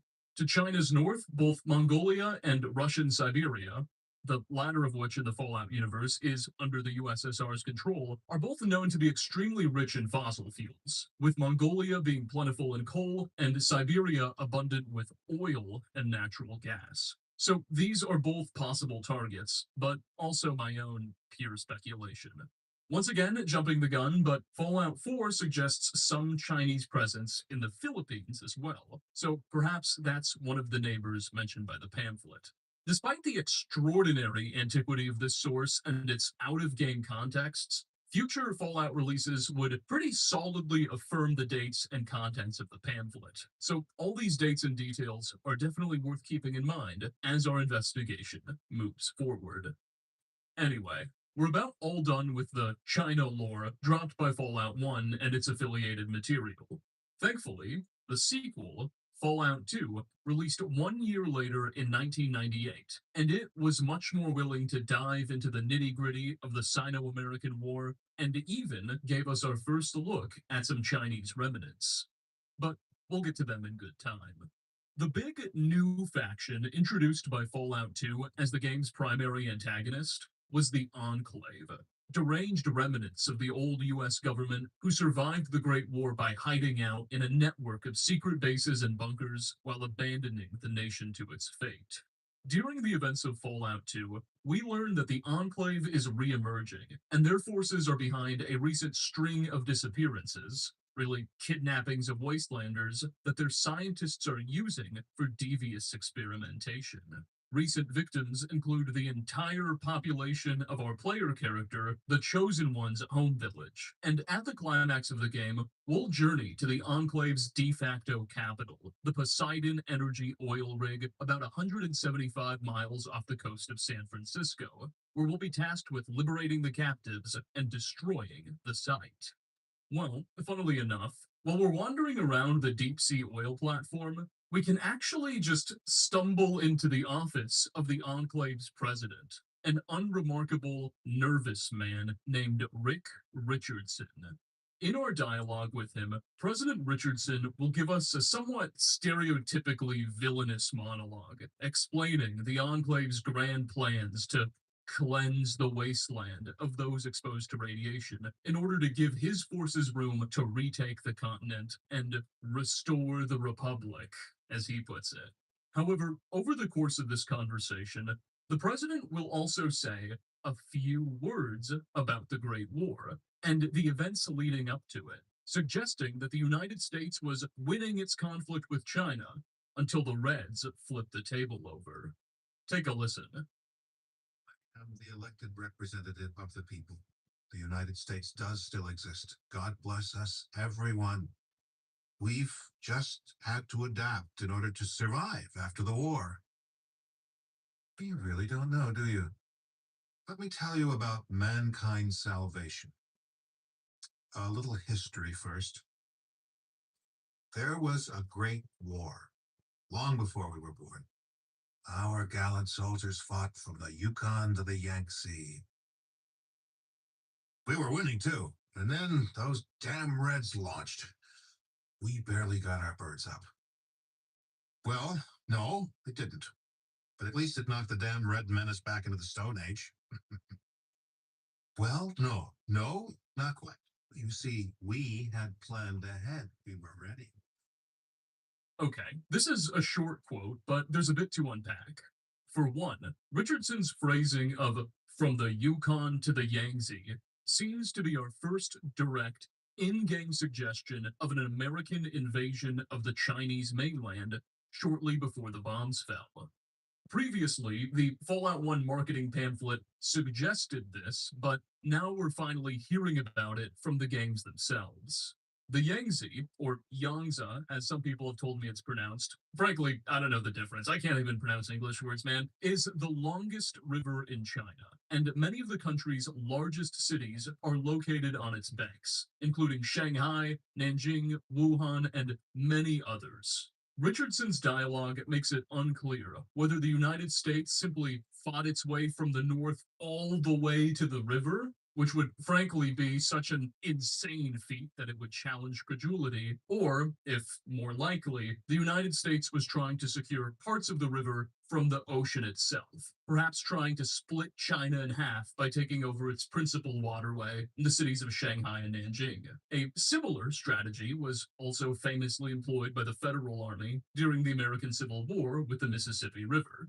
Finally, Richardson insists that it was China who shot first, seemingly out of hopelessness for their own situation, and America knocked them back into the Stone Age for it. Now, it's worth emphasizing that Richardson may be something of an unreliable narrator. In this context, he has an incentive to represent, or misrepresent, the United States in the best light possible. Still, though, being the successor to the pre-war presidents of the United States, he likely has access to more documents and information, classified and not, about the Sino-American War than literally any other character we've met in the Fallout franchise. And his recollection of events is relatively consistent with the information we've read up until now. It all adds up with the old Fallout 1 marketing pamphlet and Tim Kane's own ideas for who started the Great War, even if Richardson is downplaying America's own role in provoking the Reds with the FEV. Whatever the case, we've chit-chatted enough with the Commander-in-Chief, so let's get away from this oil rig and head back to the coast. Within the ruins of old San Francisco, In Chinatown, no less, the Chosen One could encounter an extremely advanced, reclusive faction of People's Liberation Navy descendants, who call themselves the She. As dialogue with their members and just normal residents of San Francisco would reveal, evidently, in October of 2077, a Chinese submarine known as the Shi Huangti, named after China's legendary first emperor and founder of the Qin dynasty, Shi Huangdi, was stationed off the coast of California. When the Great War broke out, the vessel lost contact with its central command and suffered some kind of unspecified damages, perhaps running into a mine and eventually leading it to be beached off the San Francisco coast. In the years that followed, its crew, unable to contact, let alone return home, slowly began to establish a presence in the irradiated city, taking comfort in the familiar feelings of Chinatown, where they decided to set up shop. Over time, their original submarine, the Shi Huangti, was slowly stripped apart, and many of its key structures, and especially computer systems, were moved to the Shi's new inland headquarters in Chinatown, which they've come to call the Steel Palace. Now, over 164 years after the Great War, all of the original submarine's crew has long since passed away, but their great and great-great-grandchildren continue on, calling themselves the Shi in honor of the original beached vessel. While very proud of their Chinese heritage, the modern Shi seem to have all but given up on the idea of returning to China. Indeed, they seem to have abandoned their old communist identity altogether, instead preferring the imagery and culture of China's ancient imperial dynasties. There are no red flags to be found here. Their steel palace is guarded by the emblem of a golden dragon. Their leader, who we'll talk a bit more about in a second, is known as the Emperor, and they refer to their small territory as the Shi Empire. By the time the events of Fallout 2 kick off, bolstered by the old world tech of their submarine, the Shi have flourished into one of the wasteland's most advanced and arguably less evil factions. They have a fierce rivalry with a local cult who call themselves the Habologists and occupy the nearby Golden Gate Bridge, but we've discussed those goofballs in a previous video, so I won't dwell on that. Should the player approach the Shi's physics laboratory and interact with some desks with an intelligence of 5 or higher, the following prompt will appear on your Pip-Boy. After wading through the introduction and the mathematics, you discover that the Shi are learning to develop nuclear power again, rebuilding the space travel theories of the ancients, and they mock the Habologists while doing so, and harnessing the energy of the sun, wind, and sea. At least, that's what the notes read like. Anyway, while the Shi are famously reclusive and unwelcoming towards outsiders, should the Chosen One manage to gain their favor by helping them destroy the Habologists, their only true rivals in the wasteland, they'll grant you a privilege almost no other outsiders have been offered: an audience with the Emperor. And it turns out that the Shi Emperor is actually a computer. Specifically, it's the old Shi Huangti submarine's mainframe, which has been subsequently updated and enhanced over the years to create a program which the Shi believe surpasses the judgment of any mortal. The scientists emphasize that their electronic leader isn't really a fully self-aware artificial intelligence like other computers we've encountered in this universe, but rather it's a highly accurate prediction modeler that merely analyzes massive data sets the Shi feed it and then charts what it considers to be the most appropriate course on any given decision. Thus, when we finally get to meet the Emperor, our interaction with him is less like a typical NPC dialogue and more akin to filing through various terminal entries. The computer doesn't really talk to us in a traditional sense. While engaging with the Emperor doesn't necessarily prompt us to engage in any further quests or objectives, really just meeting it is the culmination of our friendship with the Shi. It has a few interesting revelations. The big thing that's supposed to surprise us is that the Emperor is able to determine with an 85% confidence interval that the Enclave was responsible for kidnapping the Chosen One's tribe and is holding them aboard the Poseidon Energy oil derrick. But we've already learned that in this video. We also discover that the Shi are working to grow a vine capable of consuming radiation, and thus deradiating places and protecting them from further incursions. Not only that, they've created a new fuel source primarily from vegetation and aquatic biomatter, which seems like a huge leap and is capable of powering all sorts of engines. Quote, after sifting through the complex chemical formulae and lab notes, you come to the conclusion that the Shi have created a kind of fuel from plant extracts and sea life. Apparently, they have hooked into previously existing pipelines so they can transport fuel to a wide variety of destinations. If only the Shi were around in the 2060s, perhaps the entire Sino-American War could have been averted. Now, while the supercomputer emperor is officially recognized as the Shi's leader, in actuality, the man responsible for interpreting and enacting the emperor's policies is its advisor, a Dr. Ken Lee, who is the real power behind this silicon throne. If we're nice to the Shi and get along with the Emperor, Ken Lee will actually help the Chosen One get to the Enclave oil rig in order to rescue their tribe by using the Shi's novel fuel technology to power a nearby tanker. Hence, the faction can have a major role to play in the main questline. Nonetheless, we're about all done with the Shi and where they fit into the game. At least for now. Anyway, they will be back in a bit. And we're almost done with Fallout 2 as a whole. But there's one last bit of lore I think we should look through, though it's kind of weird. Within the Sierra Army Depot, an old United States military munitions storage facility currently controlled by a now sentient AI known as Skynet, players can locate an old holodisk containing the transcripts of several Galaxy News radio broadcasts aired in the days before the bombs fell, and these transcripts provide us with an invaluable amount of insight on the lead up to the Great War. The only problem is that none of them make any sense. Take this news broadcast, dated to January 11th, 2073. Quote, today's top story on GNN. In a financial coup, the United States managed to be the first to tap into the world's last remaining supply of oil. Until recently, this reserve of oil was thought to be unattainable due to the deposit being located thousands of feet beneath the surface of the Pacific Ocean. With a world supply of oil nearing depletion, a race to be the first to create a method to extract this deposit ensued.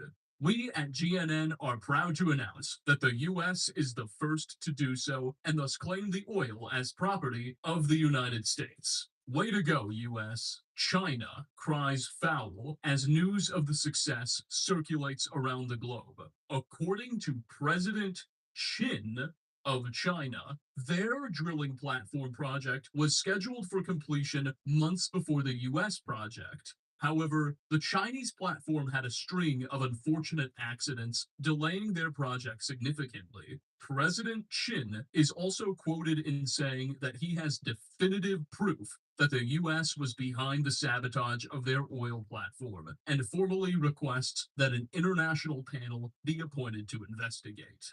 Unquote. This is a crazy amount of information, but it makes no type of sense given what we've read and learned about up until now. By 2073, the US and China should have already been well in the midst of a hot war, and the United Nations should have been well dissolved by now, according to that Fallout marketing pamphlet. And spoiler alert, the details in that marketing pamphlet will soon be canonized by Fallout 3 formally. So why would the Chinese president be calling for an international investigation after the US sabotaged their logistics? That's what happens when you go to war. Furthermore, there are some people in the community who believe that the deep sea oil platform this holodisk refers to is the one that eventually becomes the Enclave oil rig we visit at the end of the game. The problem with that is that the Enclave oil rig is quite clearly only 175 miles off the coast of California. So it just wouldn't make any sense for the Chinese to lay claim to any of that oil deposit.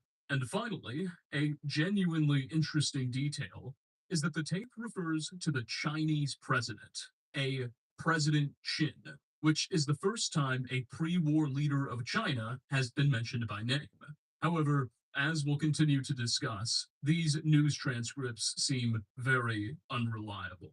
Another transcript on this disc, dated to October 10th, 2077, just 18 days before the bombs fell, reads, "War. A state of war is declared as China invades the United States by way of Alaska.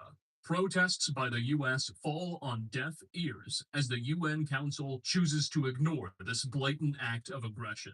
The President of the United States is calling on you to help defend your country against those that would do her harm. You are urged to go down to your local recruiting office and join the armed forces. Uncle Sam needs you for justice, freedom, and Mom's apple pie." Once again, this is all entirely incompatible with what we've heard so far. The Chinese invasion of Alaska begins in 2066, more than a decade prior. Very confusing. Finally, the last transcript, dated to October 22nd, 2077, a week before the bombs, goes as follows. "Thanks to the brave souls of the armed forces and our newly developed power-armored combat suits, U.S. forces have pushed back the Chinese invaders. Crippled by lack of fuel, U.S. forces have pushed the invaders back to their home capital of Beijing."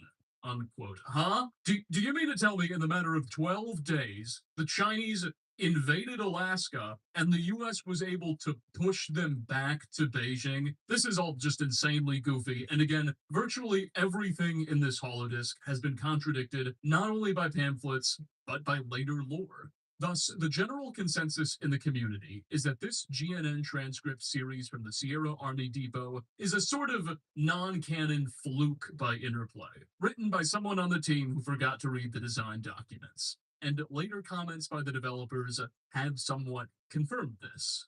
In July of 2002, a fan asked writer Chris Avalon about an unrelated lore inconsistency involving the Broken Hills bunker in Fallout 1. Avalon suggested that the user ignore the inconsistency and brought up this holotape as an example of something that should be dropped from the universe's continuity. Quote, "Because it was Broken Hills, it's best you simply ignore everything that happened there.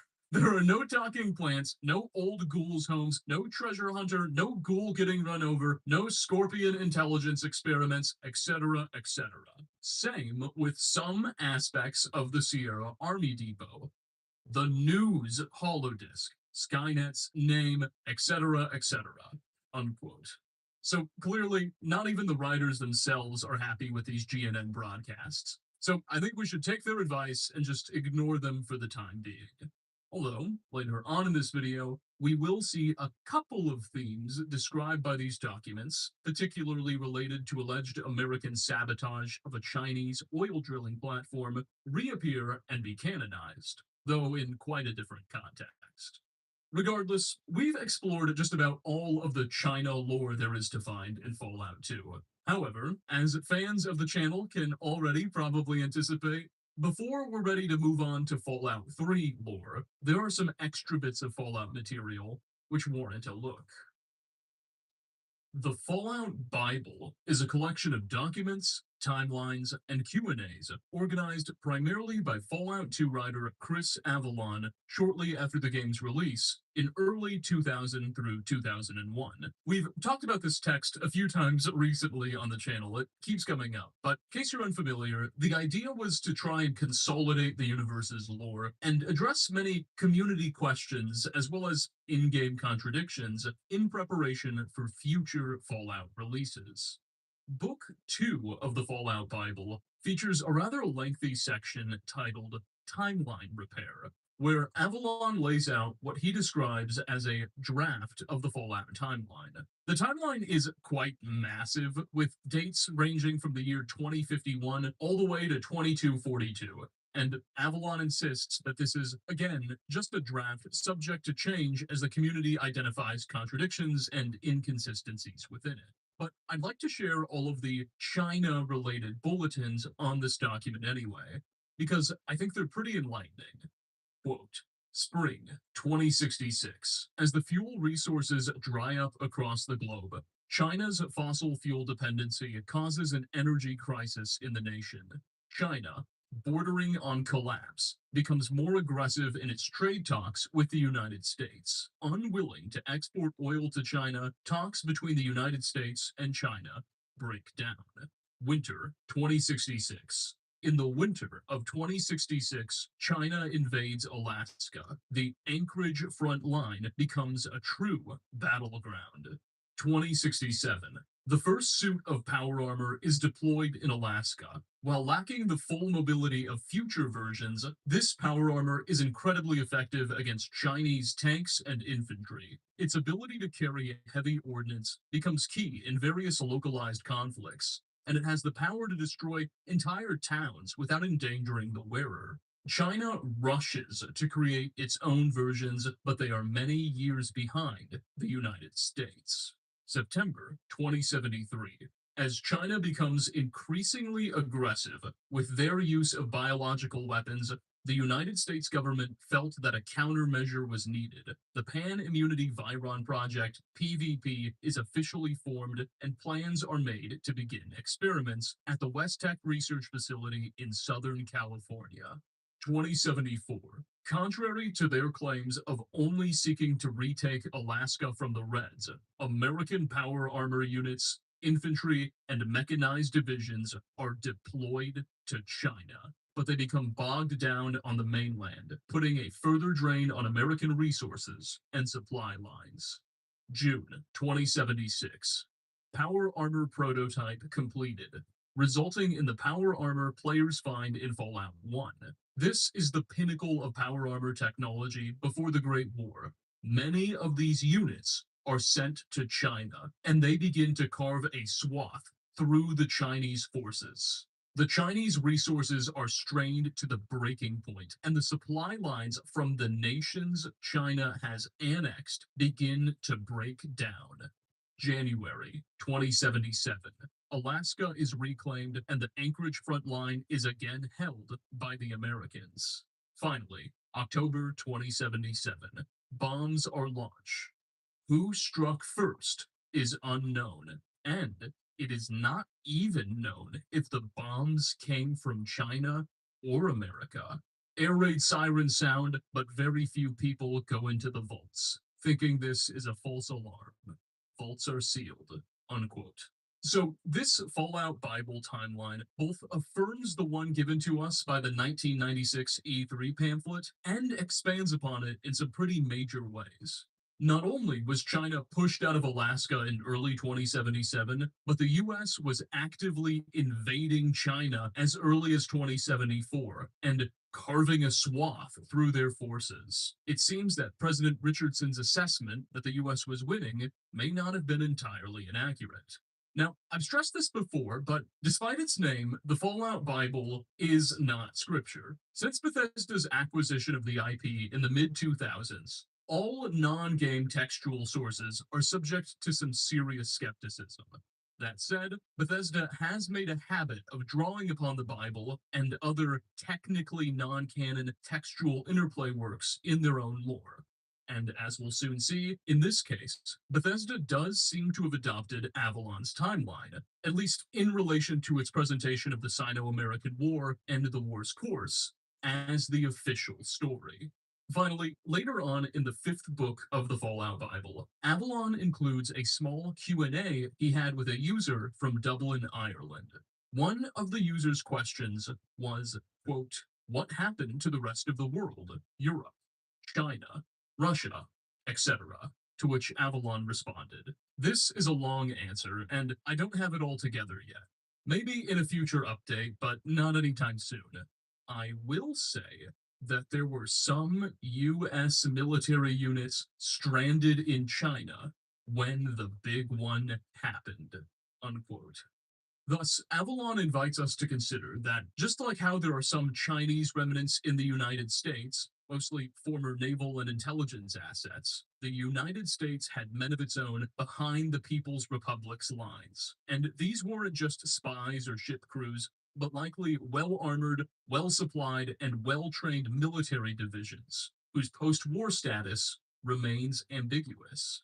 Could these troops have eventually assimilated or at least thrown away their old missions, much like Fallout 2's She? Or perhaps they could have remained under the control of the Enclave and continued the fighting for quite some time. It's interesting to imagine that even after the Great War, the Sino-American conflict may have sputtered on for a few additional years, maybe even longer. Indeed, Fallout 76 will have much to say about such a suggestion, but we'll get there in good time. That's about all of the China lore mentioned by the Fallout Bible, but we're still not quite ready to move on to Fallout 3. After Fallout 2's release in late 1998, Interplay began developing its own Fallout 3, codenamed Project Van Buren. The game would have kept the series' isometric style, but used a new proprietary engine, set in 2253, about 14 years after the events of Fallout 2, and have taken place across Colorado, Utah, Nevada, and Arizona. Development progressed quickly. Interplay had a storyline, levels underway, and a clear direction. But mounting financial pressures forced the company to halt production. On December 8, 2003, Van Buren was officially canceled. The following year, Interplay auctioned off the rights to make Fallout 3 to Bethesda Softworks. Bethesda, uninterested in Van Buren, built its own 3D first and third-person Fallout from scratch. 3 years later, in 2007, Bethesda purchased